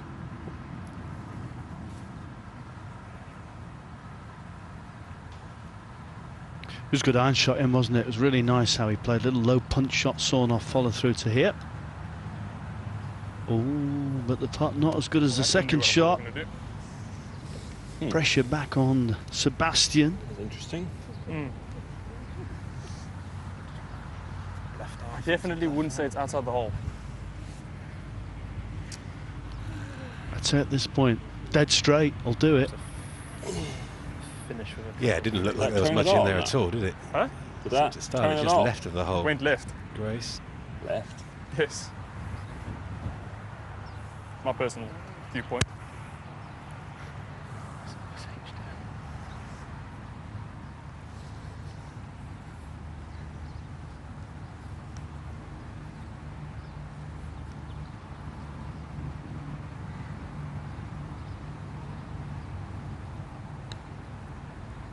Yes, well done. Oh, lovely. Thank you. Didn't let his partner down, did he? Hold on, partner. What's that grip called? Is that the saw or the claw? I've always been a bit of a traditionalist with the putting grip. Is there an actual name for it? Very, you know about these things? It is. Well, you got pencil, you got saw, you got claw. I'll be honest with you, I wasn't really looking at it. I was just watching the socks and the shorts more than anything. 18, Miliozzi. Paolo, your partner's just bashed one up there. You've just hit one of those low burners that you hit that hardly take off at all. How do you do that? Well, I don't know. You don't know how you do it. I just tell my brain to hit it low, and the ball goes low. You know where I grew up at El Prat, at the old El Prat nearby the airport. to be a lot of wind, and I used to play a lot of holes there. So I love to play with a little bit of wind, and the fairways are firm. So I thought a little low one to pitch and run, but that ball didn't run at all. So we need a 3 to have a chance to be in the top 5. So yeah, we'll see. Now I don't know if we can reach in 2, but we're gonna give it our best. You certainly are. Thanks for the chat. Thank you. So Richard Bland there, just down the left side. Now, we've heard an awful lot about Ollie Wilson today and his striving for extra length. 25 yards apparently he's put on in the last few seasons, so could do with one here. Wilson and Bland take a bolder line down the right side, take a bit more of the corner off.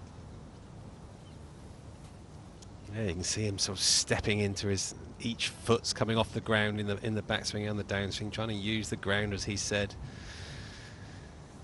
Smash through impact.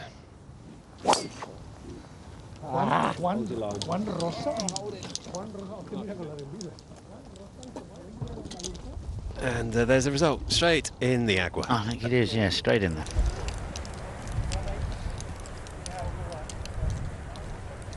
Well, they could do with an eagle at the last, because that would take them to solo second at the moment. We've got Gavins and Shinkwin in at 8 under par.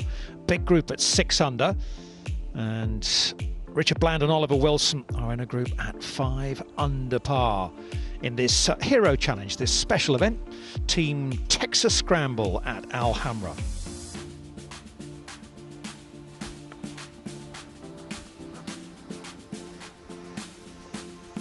What do you think the winning score would have been, by the way, if they played it over the front 9?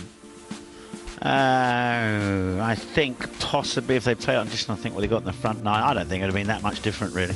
Oh, I think they've definitely 9, yeah. I think. I'm going actually, 10. no, you got the first is driving, wasn't it? 2 drivable 1, 3 is an pars. equal chance, 5, yeah, at least 9/10, I would say.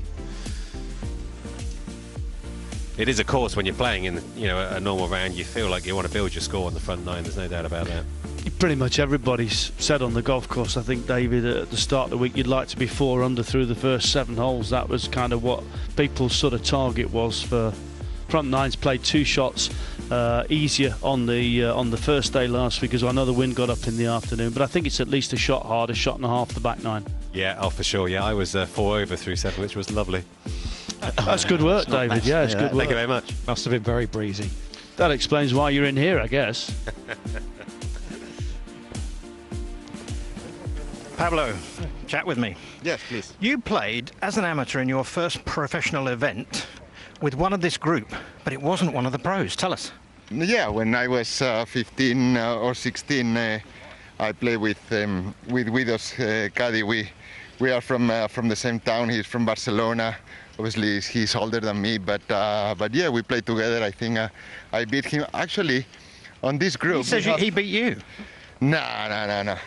In this group, we have 2 of the best amateurs Europe had. I mean, Raúl was probably the second best Spanish amateur after Sergio, and we have Jamie Elson that my brother actually beat him in the semi-finals of the British amateur back in the day. I was caddying, so we are 4 pros, obviously.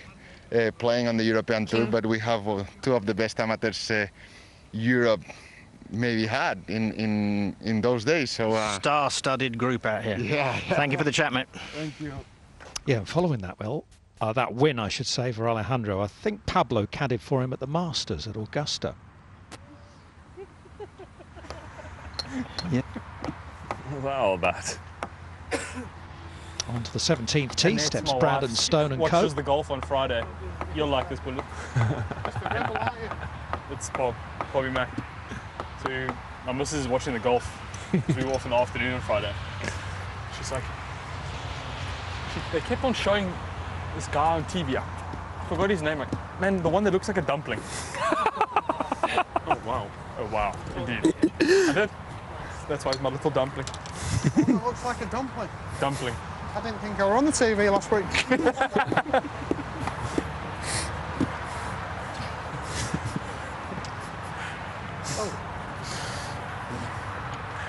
Man's nipples.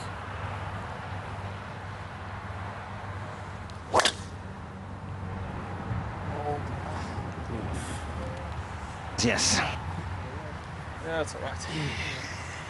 No bunkers down that 17th hole. Better angle for the flag. You know what you're doing? Yeah.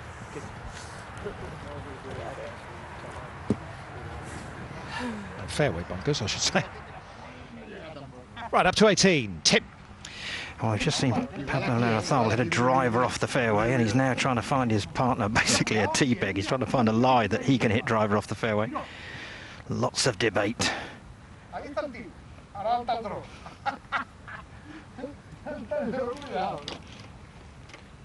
Pablo, you've just hit driver off the fairway. He's about to. What's the secret to doing it well? Well, don't try to put it up in the air. I think a driver of the deck, if you make sure that you go to the left and you try to hit a little fade, it's worth it. If you try to put it up in the air, it's gonna knock it down. So, Are you disappointed with that one? Yeah, he tried to put it up instead of aiming left and try to fade it. There we go. But he's 25, so he's He'll learn. He's learning. He will learn. How much have you enjoyed this format? I think we can play a European Tour event like this. Why not? I mean, this is fun. I think the people at home is enjoying it. We are a little bit more relaxed, so it's all about fun. Golf, remember, golf, amateur golf, and professional golf is about fun. So yeah, I like it. Well, Richard Bland needs to hold this driver to tie the lead, I think. Big ask. Nothing would surprise me, though, the way he's been playing. I think that one's a little right, that one, though. Stay there.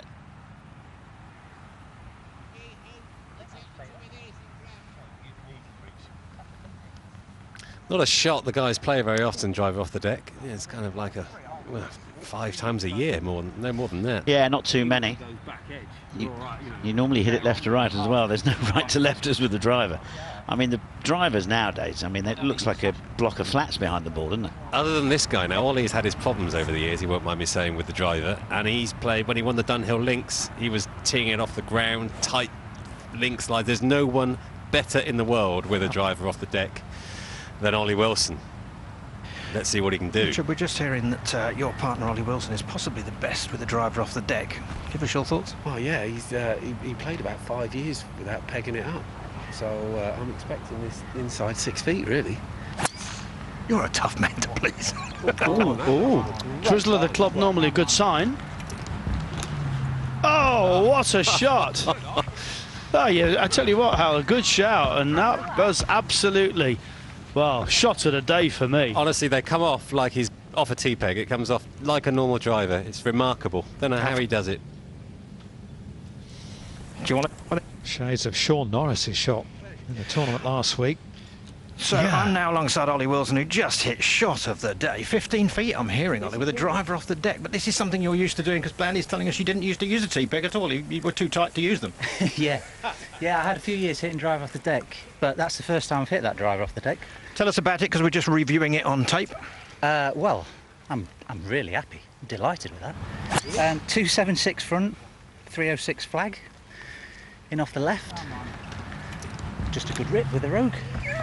Good rip with the rogue. Excellent shot. Sets up an opportunity for eagle, which I think might get you second on your own. So go up there and hold it, boys. You know, it's amazing there. You know, Pablo and Guido are seeing the low cut. That wasn't a low cut. He just sent that into the sky. That was an orbit shot. Brilliant strike. Yeah, he's mastered the art. As I said, it was through necessity for a while with his game, and he had to get the ball in play, and he just learned to match the club head and shaft up, square at impact, and no shaft lean when he hits the ball, and it just soars up just like a normal driver. There's our leaders. Daniel Gavin's on the left, and Callum Shinkwin.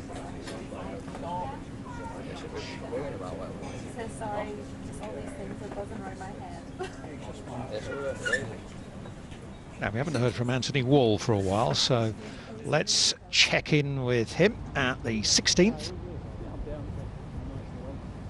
Yep. I'm down here at 16, as you say, Dom. Yeah, 2 beautiful iron shots in. Team Denmark, Team Spain. Tough hole into the breeze, completely different to last week's tournament. Right to left, Rafa. A hole and a half, 2 holes against it, that weight. Get there. It's a game, you hole one, you hole them all. It's just been a little bit like that today.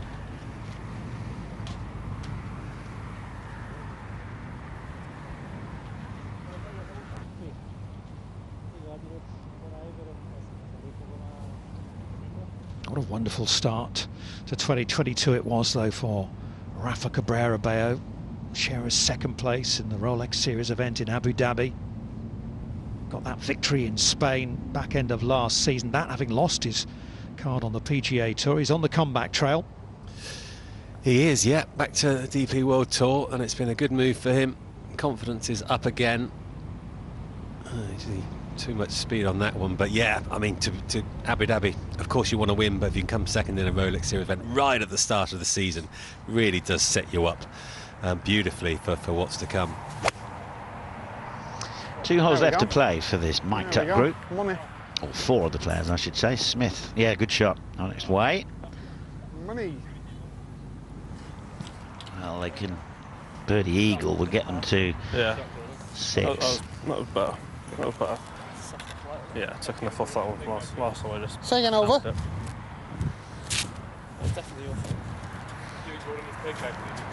No. It's a Rolex one, mate. Get a few pence on eBay for that.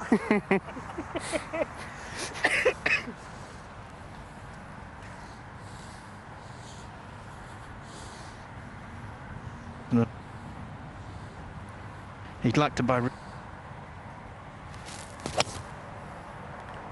All right.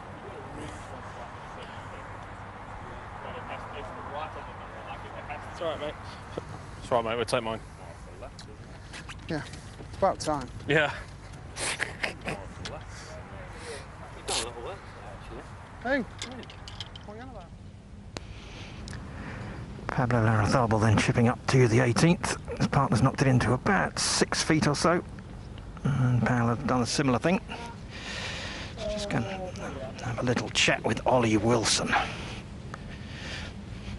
He's assessing the putt, eagle putt of his partner. Let's let him do that first of all, and then we'll see if we can get his views. Say Richard doing this aim point express, you see him straddling the line with his feet, feeling which foot is lower, where the weight falls, and that tells him the slope of the ground. Then he has to figure out to what degree, but he practices whether it's 1 degree, 2 degree, 3 degree slope using a spirit level, so he can actually figure out exactly how much slope is there with his feet. Come on, boy. Let that in.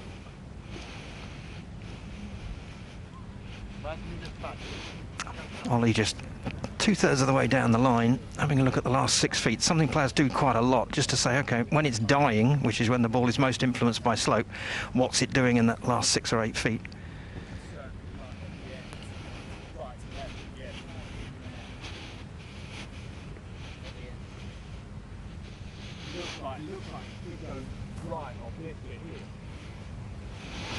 Ollie, you'd like to buy real estate from our producer, wouldn't he? He said that was 15 feet, it's 35. Yeah, he can do my stats too. What are you thinking with this putt then? It's pretty straight, but there's a bit of grain last 8 feet off the right, we think, so I think he's going to hit it just off the right, but I'm going to go and have a quick look where he actually... Okay, thanks.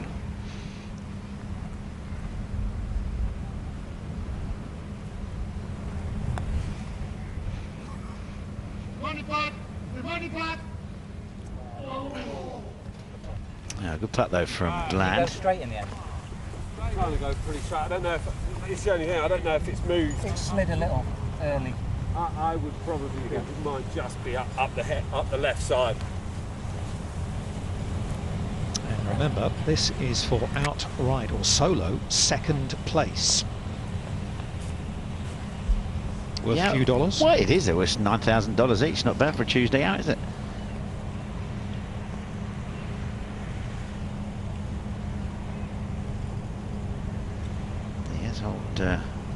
He's holed a fair few today, Tim, hasn't he? Yes, they called him One Putt Wilson for a reason. He's very nifty on the greens. He's not far off there. Good try.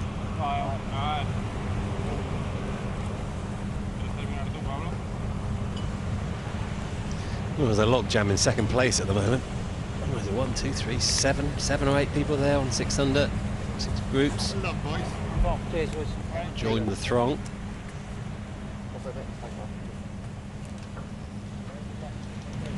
Walk off.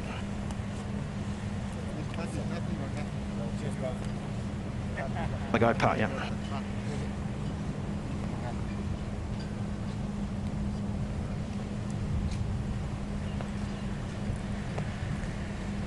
Raphael for a closing birdie. No. Wait for it. Yeah, Richard Bland just reminding him, don't tap it, and otherwise that score counts.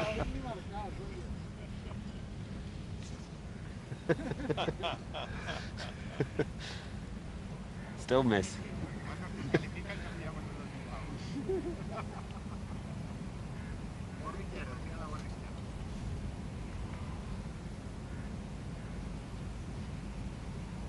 Yeah, that's why he chose him as a partner. Well done. Nice birdie. Gentlemen, how have you enjoyed that 6 under par? A decent tally, tied for second, I think. Yeah, it's good fun. Yeah, you know, when we're here for 2 weeks, it's nice to have a little bit of fun in between the 2 tournaments. So, you know, good on the European Tour for putting it on for us. And cheers, Guido. Thanks, bud. Cheers. So yeah, you know, to play with Ollie's always a pleasure. So yeah, it was good fun and really enjoyed it. Ollie, you played beautifully. Hold some putts. He's still giving you flack. Well, it's relentless. I've known him for, I don't know, a long time, 20 odd years, and it's been the same all the time. So I get enjoyed the format though. Yeah, it's good. It's good to break it up, like Blandy says. You know, 2 weeks in the same hotel and the same golf course. The days in between can get a little bit kind of. It's hard to stay focused for that amount of time. So something like this is good fun. Great play. We enjoyed watching it and enjoyed very much the chats we've had. So I appreciate your time. Cheers, Tim. Cheers, Tim. Thanks, man. Yeah, I think it's been quite a great success. I think, you know, I wasn't sure how it was all going to go, but I think the lads have really enjoyed it, and it's been a bit of fun, really. It is. I'm playing with those 2 in the morning as well. They're a bit chirpy for my liking, so chirpy, yeah, I'm not sure I'm going to sleep too well tonight. Well, they will have a smile on their face very shortly. Gavins and Shinkwin, our likely winners. Not over yet.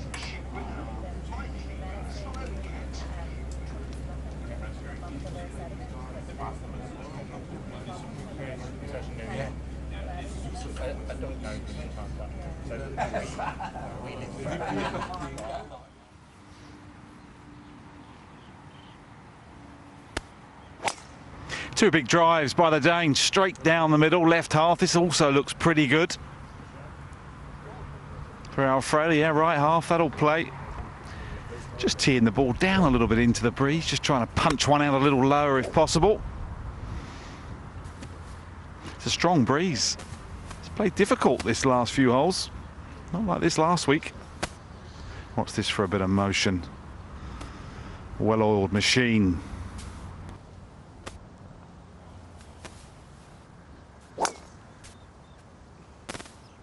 Could be the first fairway Rafa Cabrera has ever missed.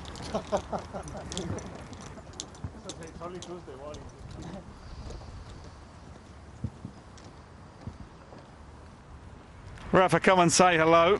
First chance to play the course. What do you fancy? How good a test is this in the breeze? I know, I like it. Obviously, I'm sucking in on all everything is new, but I like the layout. I mean, I like how the fairways are cut. It doesn't seem to be many that are straight off the tee. There's always in a little.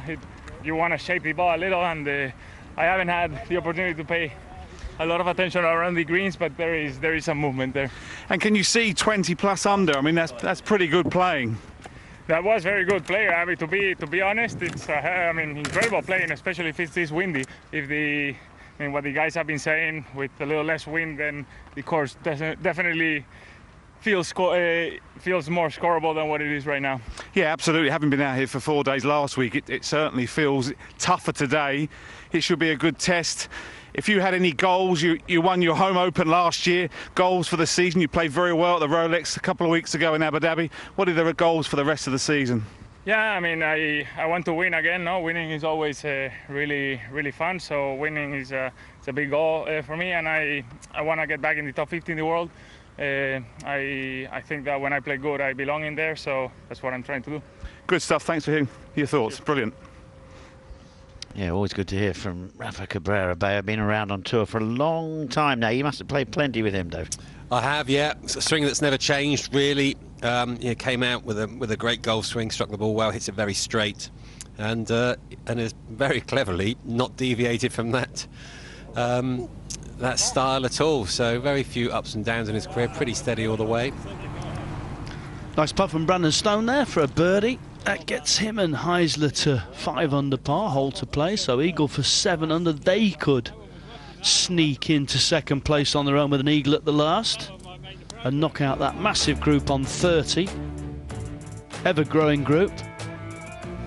Thomas Bjorn, the 2018 European Ryder Cup captain, played with James Morrison, who also played very nicely in Abu Dhabi a couple of weeks ago.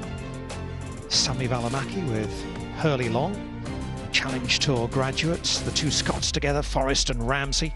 5 under par for them. We've seen plenty of Larathawal and Miliotsi, Stone and Heisler. Another good week for Hao Tong Lee, wasn't it? Last week here, as he continues his forward progress after a couple of years in the doldrums.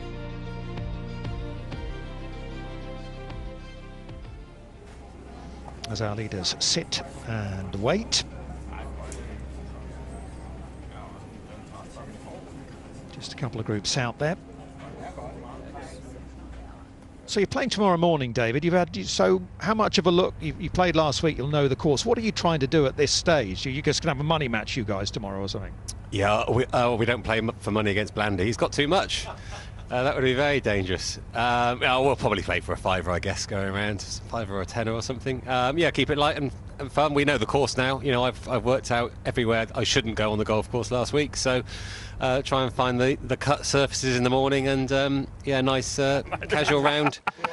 Good drive. Preparing for Thursday. You got that. Come on, Harry. Oh, Harry Bird, the caddy's having a go here. What's going on here? Come on, I'll buy you seat tonight. We'll go to the Chinese gaff. Black Cov. Oh! Skim! Skim! Bounce! Skim! Oh. That's got about 150 in it. I make contact. Does the camera want to see that? You know, it might have been a good ball strike, but that's good for Harry. Good for Harry, though. It's safe to say it'll never get used there again. Oh, wow. All right, partner, send one up there. Driver. Where's that pin? Tucked on the right? Probably. Where is it?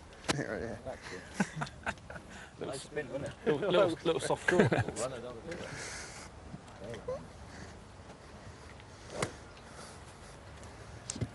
Smooth up the left, eh? Yeah. Maybe just those flags. Green are going straight up.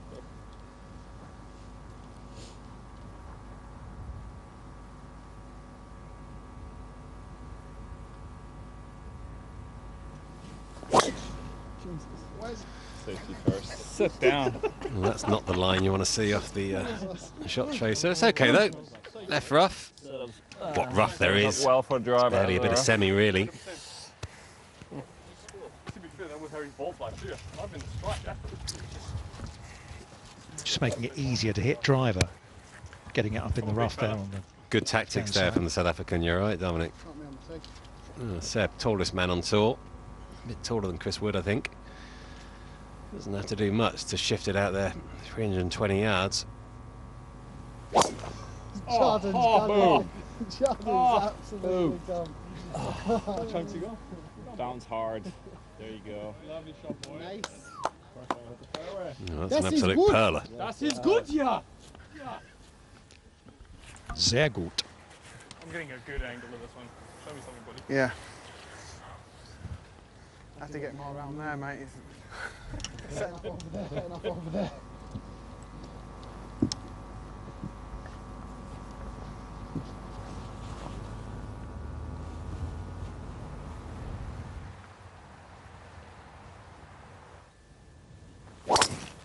There we go. There he goes. Oh, look at that.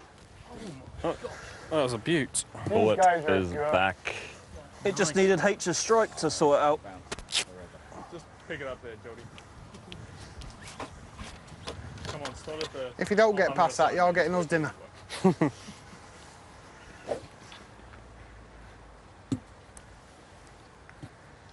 Gauntlet laid down to Jordan Smith.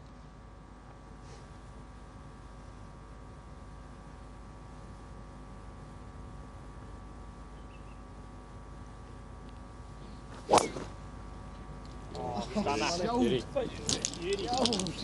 doesn't appear like it's going to be as long, does it? But you never know. There we go, look at that. Quality of strike.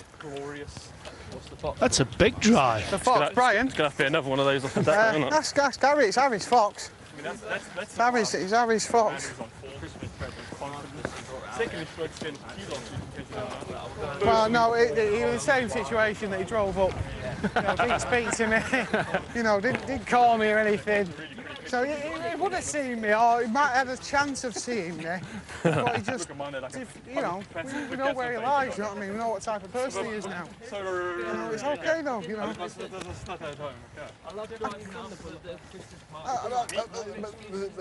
That's only because you're getting a free You're in the meal cabbage. for free booze. You'll drive anyway, you'll drive to Seb's house for a bit of free booze.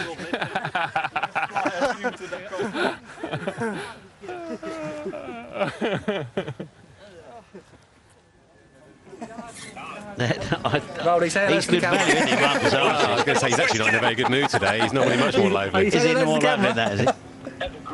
Bloody hell!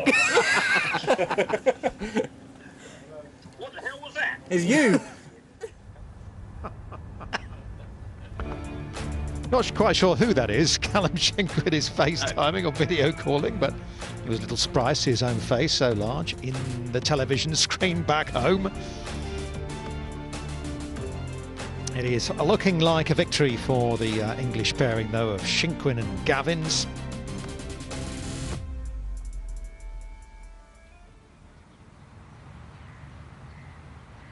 Two really good shots in.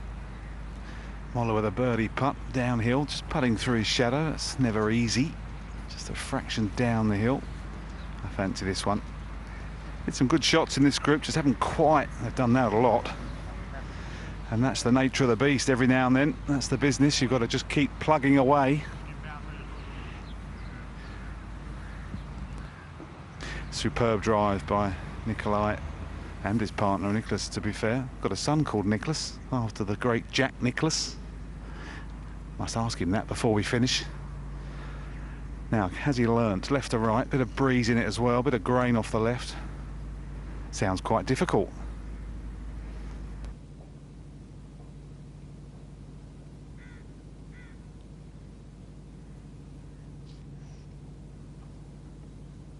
Almost identical.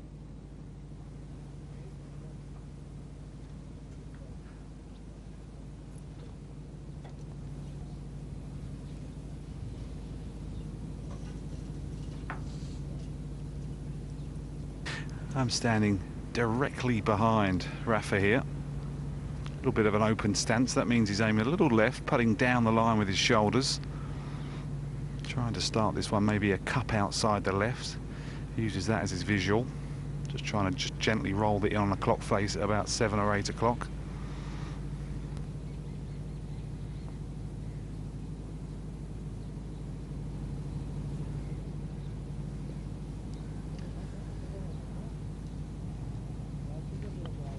I think they've enjoyed me giving them a running commentary all the way to the hit, don't you, boys?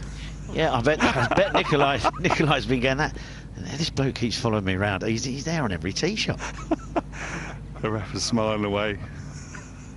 It's all a bit of fun.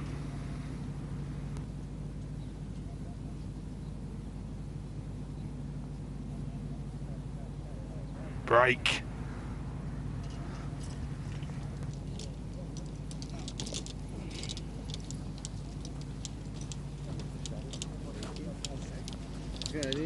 Pretty sure Nicolai would just love 1 or 2 more interviews, Anthony, if you can find the time. That's right, yeah. Well, it's a long walk, isn't it? You can come and have a go, David. I'm all right in here, Anthony. It's okay. It's been very interesting, though. Right up to the 18th. Might just order a new 3-wood here while we're here and waiting. Oh, my new product has just been delivered. To where? Clubhouse. Round 1 starting time 1:20. We're the upside side of the spectrum here, all of a sudden.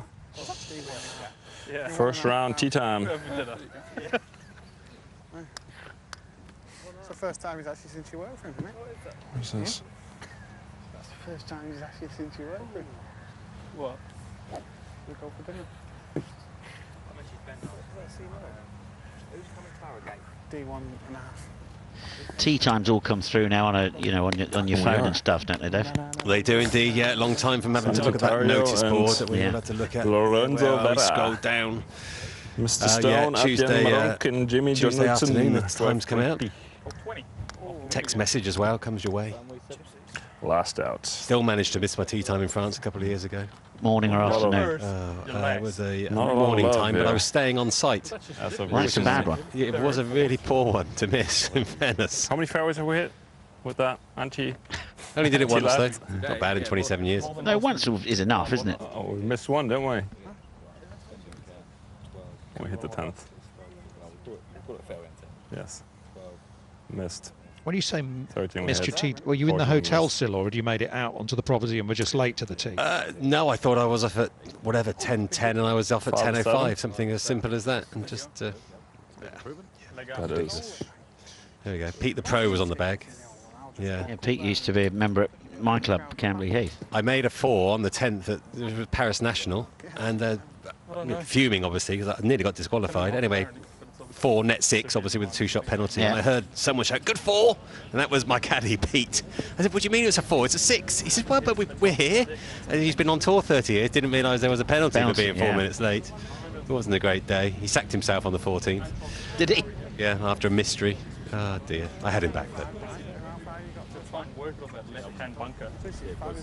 First time I've ever heard a story where a caddy sacked himself. 10 and release if he cuts it.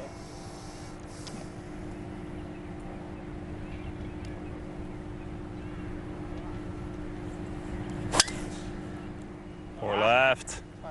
Ball! Wes! That's all right. How was that hit? That one just went to Do we have enough of the 3-wood? prove the quality of Oliver Wilson's drive off the deck, didn't it? Give it a bash, bro. Not an easy shot with these club heads so big. So no. Right, I need a tee. Well, he needs an eagle. Just found myself one here. Eagle still second place. I need the Thomas Peters drive off the deck magic here.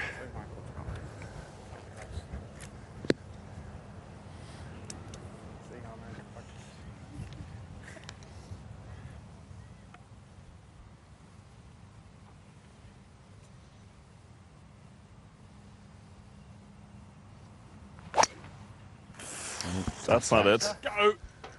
Go! Wow. I don't think he was quite planning on laying that one up. Disappointing. That wasn't his best. It was a long wait for that, wasn't it? Let's be honest. Do you know, he looked like he set up for a draw. Yeah, did. Well, he did draw it, but it only went 160 yards. Oh, he said it was a big drive, and he's got a 3-wood here, Jordan Smith.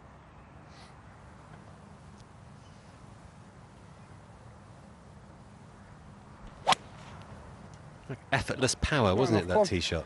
It was amazing. Oh, no. It was a long hit by Jordan Smith, and that's a great shot. Oh, unbelievable striking. Where's the flag? It's just in the back right edge of the green. So that's a drive and a 3-wood from him. That was his drive. That's his 3-wood. So very strong hitting from Smith. Free go, really, for Marcus.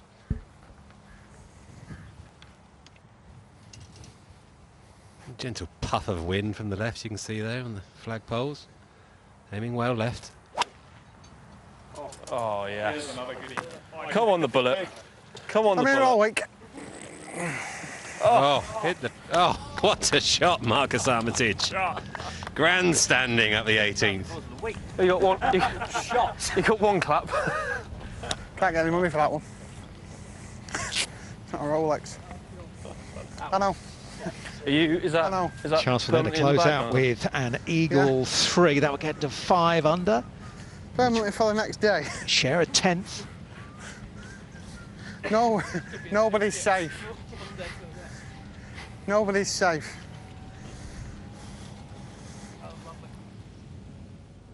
Right, back to the tee at 18. Here is Nikolai Højgaard.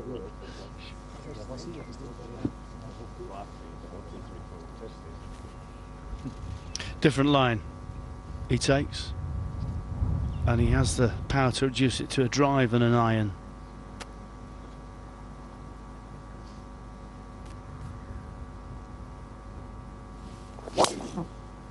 Yeah, might be a bit left, wanting it to hang on. 72nd hole of his win last week. He hit 5 iron from 226 yards right into the middle of the green. I don't think we saw anybody else reach with an iron. Oh, look at it, it's 576 yards long.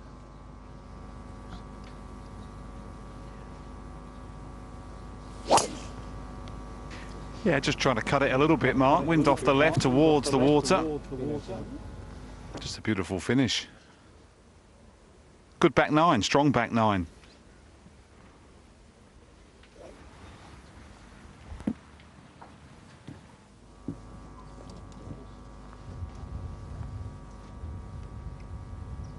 Alfredo Garcia Heredia, who's 40 years of age, has just come onto the DP World Tour via the Challenge Tour.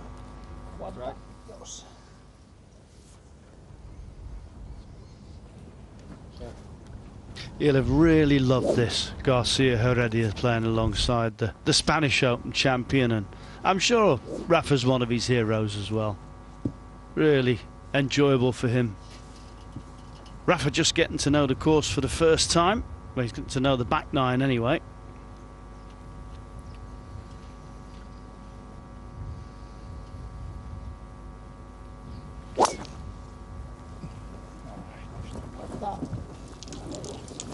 You'd think that one would be just, I think it probably is. I said you'd think that one would be easing into the water. You got scared to call them now after Højgaard's drive on 12 last week, haven't you, where you said, oh, that's in the water, That on the line he's taken, and then he flipped a sandwich in. So you're getting all nervous now calling them, aren't you? Bit edgy, yeah.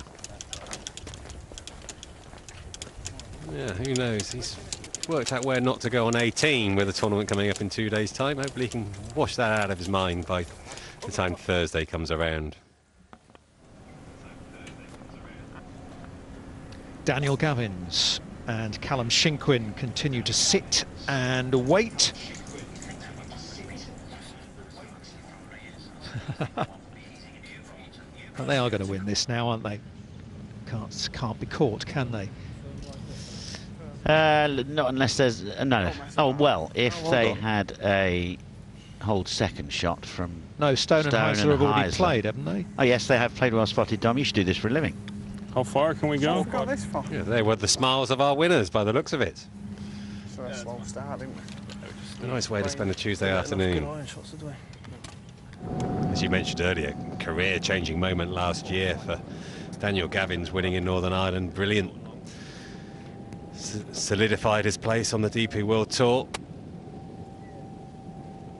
We had so many good stories, though, didn't we, last year on the tour? Not just Richard Bland breaking through at the Belfry at 48 years of age and over 470 starts, but Marcus Armitage at the Porsche European Open, the emotion of that, getting his first, what was European Tour win, now DP World Tour. Gavins, Jonathan Caldwell of Northern Ireland breaking through as well. I'm trying. Højgaard twins throwing in victories in successive weeks, never done before by two brothers. Some story that, isn't it? Twin brothers, both multiple winners on the European Tour. I mean, what are the chances? Amazing. Yeah, the scary thing as well, David, is 5 wins and there's still only 20 between them. I mean, how many tournament victories between them by the time they retire? Oh my goodness me. Yeah, and what an effort after Rasmus won to begin with. In Nikolai there was struggling for a little while to have the wherewithal to just stick with it and not panic, and now he's multiple winner as well. Absolutely amazing. It's definitely outside. In fact, as the father of twins, once Rasmus had won his second tournament, the first question I asked him was, "How's your brother?" Did you? But just go with your first instinct, mate. Have you got to play with both of them yet, David? Learn that one. They're not quite golf ready. My twins. No, I don't know. I mean the Hoygards. I'm with you. I'm not sure which one's which. I think I play with Nikolai. I play with Nikolai. I haven't played with Rasmus. And in Sweden I've again, had the two and he was the hitting. He had a bad week, but the hitting was just quite sensational off the tee. Amazing.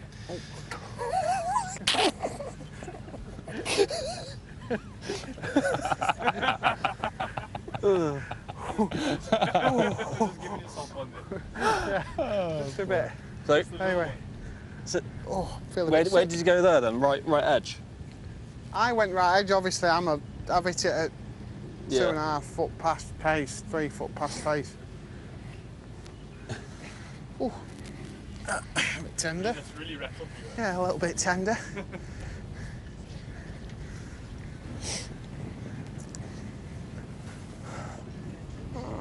Get there in a minute.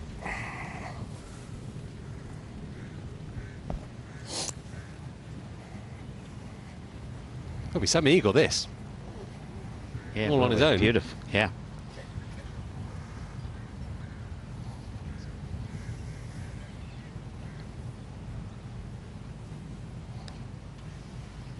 Hit it. Just taking a bobble in there, isn't it? No, he never had enough pace. Don't blame it on a bobble, Jesus. Come on, hey. Nothing like just teamwork. securing the 4, wasn't he? Because he thought we're going to miss that 1-footer. All right, Mr. Stone, who's going? Get the impression he's never going to sugarcoat anything, Marcus Armitage. I'm going to tell you exactly how it is. Let me tell you, what you see is what you get. And that's a lovely thing about him. Cheers. Really refreshing. I know someone else like that. I'm trying to see, but...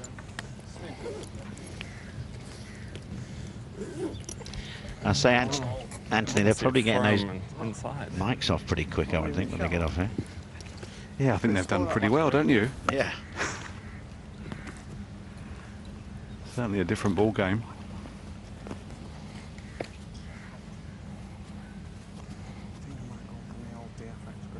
There you go. Yeah, nice. 9 groups have finished at 6 under par. It was a pleasure. Always a pleasure, brother. It's good fun. Sammy? Cheers, mate. Cheers. Cheers, mate. Cheers, mate. Well played. And that is that in terms of the competitive action for that group. Cheers, Joel. Cheers, Marcus.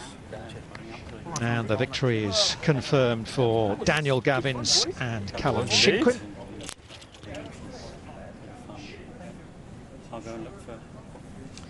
Back down the fairway, Cabrera Bayo.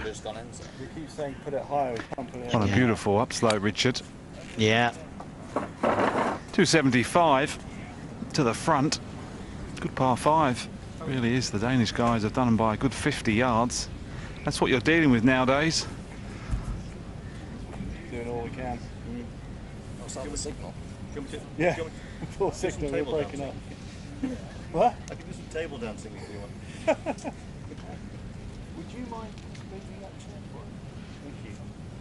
Thank you. So his partner's in the water, but unfortunately 1 under par. It doesn't matter too much, so Alfredo can try and hit a nice little cut shot in and find the green with the driver off the deck.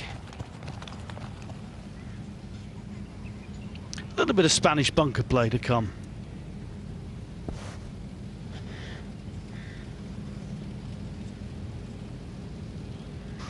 As I was saying, 50 yards ahead, 225. Just trying to brush a 5-iron in there for Nicholas. They actually drove it very similar. What a difference that makes, say, Anthony, going in here with a 5-iron compared to a 3-wood, it's or driver, it's massive. Yeah, all of a sudden you're looking at making 3, you're not worried about missing the green, especially when you've got 2 goes. Incredible amount of power, but this one's going left, just pulled away a little bit on that left to right breeze. He's got loads of game, Nicholas. He just needs to I don't know, just stay out here if you can this first season on this DP World Tour and keep playing in groups like this. You're just going to learn so much. Nikolai's caddy actually used to play on the Nordic League with Nicholas. So 3 golfers in this group, really. Just a little fairway wood, really, just to try and get it all the way back there. Finish with a crowd-pleasing 3. And after last week's exploits, you've got to imagine he's still feeling it. He's trying to prepare for the event. It's not easy. You mentally do need a rest. He struck this beautiful. He should be able to get all the way back to this pin, I would imagine. Cool, what a shot. Well, that's just magnificent, isn't it? I mean, we've seen him hit the low shots and the low chasers, but that is absolutely high in the sky. And how soft did that come down? I know. That was beautiful, wasn't it? Just chopped it up with a 5-wood. Took a load of distance out of it. And it just came down, almost vertically. Look at that, launched into the clear blue sky.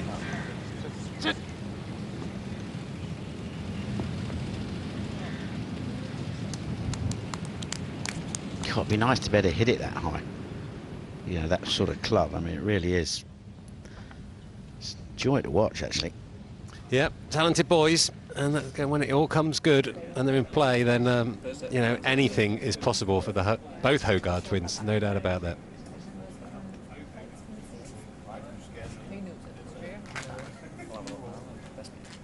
Daniel Gavin's there, the winner, alongside Callum Shinkwin, and just waiting to collect. I'm sure there's a little trophy heading their way.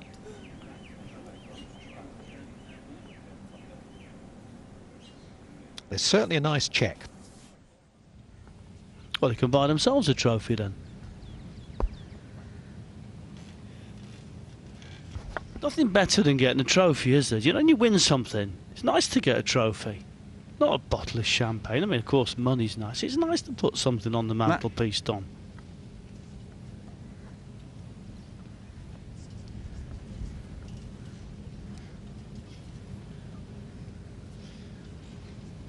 Could have been quite cruel to him then, you know. I was waiting. You were waiting. I was waiting. Yeah, no, we can't say how would Dom know. I mean, it's unfair to say that, isn't it? 2-time Tank Cup winner at Hockley Golf Club. Did you? Yeah, one of the majors down there. Excellent. Name on the board, everything. Gold or silver division, which one was that? How did the speech go, Dom? Did it go well? I don't know, it was all a blur, David, really, you know. When you reach those heights, sometimes you don't have a clear recollection. I'm sure you were the same with the Ryder Cup. Done well there, Dom. That was a good reply. I'll give you that. That was pretty good. Actually, one of the shots he hit at the Ryder Cup was shot of the year, wasn't it? Do you know, I thought for a second you were going to say one of the shots I hit in winning the Tank Cup there. I thought you were going to talk us through it. Roxy and I were going to get the spikes on so we could listen to it. So what was that shot then that David hit? It was a par 3, wasn't it? And you put it to... Well, it was shot of the year, Richard, to be fair. Voted shot of the year by the golf journalists in the European Tour. I half duffed it, did you know that? I won shot of the year for a duff. I can't... Which... You're going to give 17th at Oakland Hills. Oh, OK. Yeah, it was a little bit of turf and ball at the same time. Honestly, was it? It was. And I was like, oh, that's plugged in the front trap. And lo and behold, it just clambered over, rolled the putt in, and one shot of the year. One shot of the year. Yeah, been embarrassed ever since.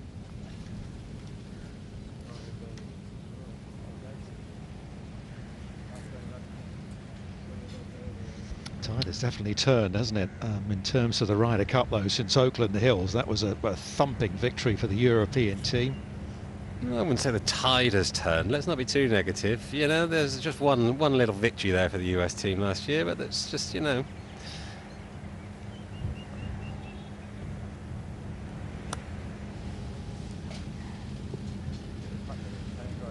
Yeah, a lovely bunker shot from Rafa Cabrera Bello. took it all the way, bit of spin. Of course, they got a clean lie because they can place in this scramble format. Still one of the joys of golf, though, isn't it? A bit of backspin. Oh, it's lovely, isn't it? Strike it and you know you've got it just perfect, and then it goes up there and sizzles. Did you ever do the 2-ball trick as a junior, where you place 1 ball? Pretty dangerous, mind you, but you get some spin when you play them that way. Well, out of the bunker. Yeah. Catch it nice and thin, and then up it goes. There's plenty of spin there.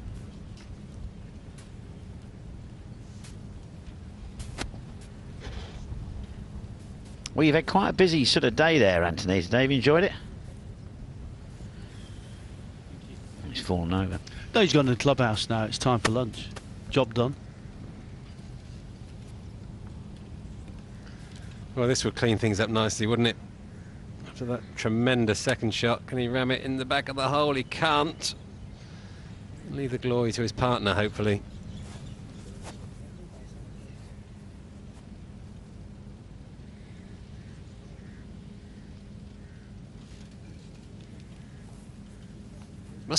Must feel good going to the next event as defending champion on the same golf course. Not often that happens.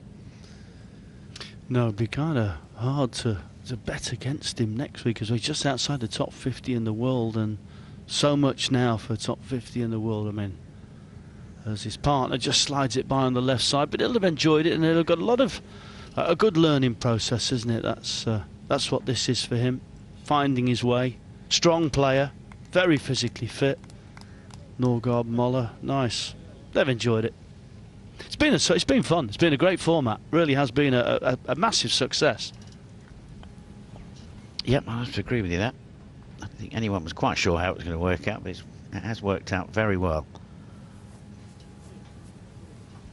Any attempt for Spaniards. See whether they can finish 200. Doesn't make any difference. First to fourth get different prize money, but then 5th to 26th will all receive the same. So it's been a nice little stroll out for sure.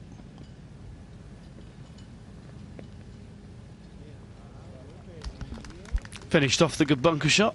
Cabrera Bale with a lovely stroke. Smiles all around, as it has been from every single group. What a pleasure. See everybody smiling.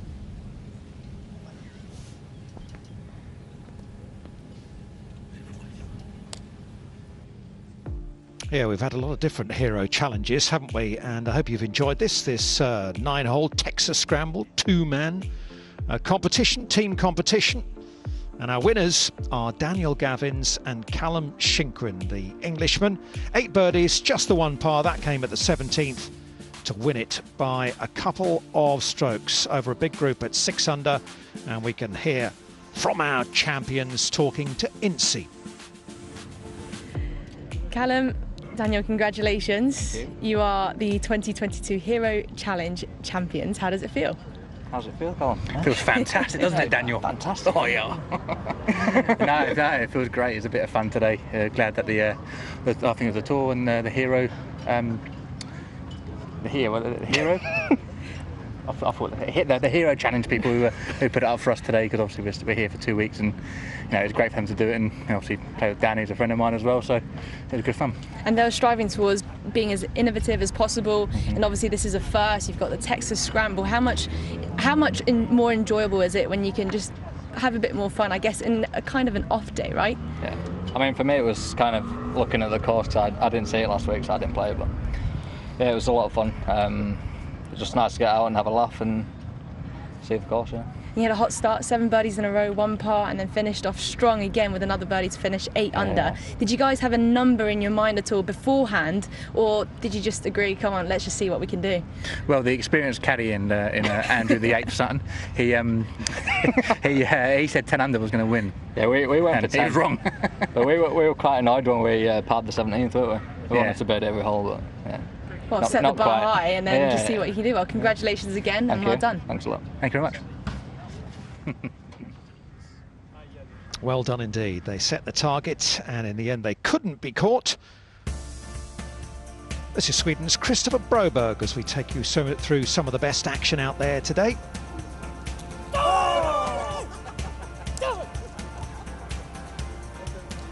Yeah, got quite excited about that one. Go to the 13th. And Will's drivable par 4. playing with Richard Bland, across the green. Good pace on it, straight in, no problem. 1-putt Wilson. Well, we heard about the 7 straight birdies. Shinkwin, he played his part. There you go, that's what that meant. Go on, have it, he says.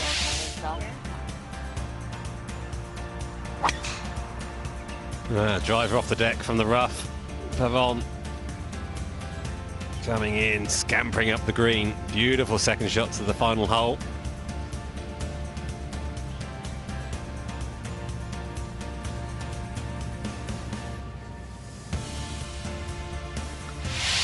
That was an absolute beauty. And this was Daniel Gavin's at the 16th. Another birdie. That was their 7th straight. Marcus Armitage second at the 14th. He thinks this is going a bit right. No, he's not. He's absolutely flagged it. Oh, Marcus! You beauty.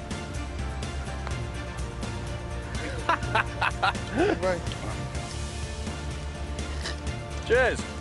That would lead to an eagle. He was a little more interested in his milkshake though, really.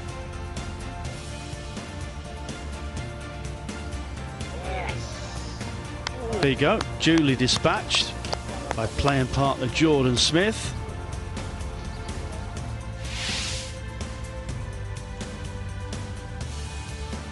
And up to 18 and an eagle putt for Callum Shinkwin, which would, even at early stage, would definitely have put things to bed.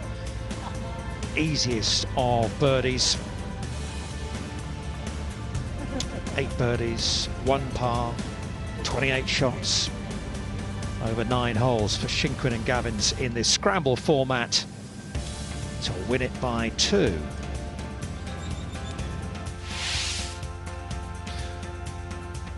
Well, Marcus Armitage, he's enjoying this 3-wood. We saw the one a few minutes ago. This one's better. Oh, how about that? It was almost a carbon copy, wasn't it? Absolute beauty. You got one. You got one clap. Can't get any money for that one. And this was just some supreme striking from last week's winner here on this very same golf course. Nikolai Hogard launching a fairway wood up into the air, stopping it like a wedge. Wonderful shot to finish.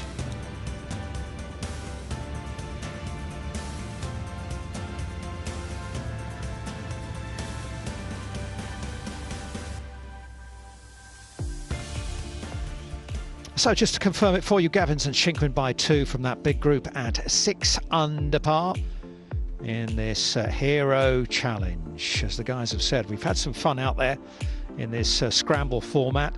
I think there's a lot of people as well, guys, in golf who would say we need a little bit more of this in the game. Yeah, I couldn't agree more. It's, you know, it's quite speedy. They got round fairly quick. It's low scoring, and you're going to see occasional bad ones and occasional duffs, but you saw some pretty top quality golf, I thought, there today. Yeah, lovely to see the fun. I like seeing the smiles and the humour, and I think it's great to have the group smiked up as well. Really refreshing. Yeah, I've got a great insight into the amount of banter that there is on tour. The guys get on well, they're competitive, but they're very friendly as well. So a great watch on a Tuesday afternoon. It gets a bit more serious from now on in, doesn't it? The Ras Al Khaimah Classic is coming your way. Starting on Thursday, we'll be back to the regular staple diet on the DP World Tour of 72-hole stroke play tournaments. So join us for that if you can from the Hero Challenge. It's goodbye.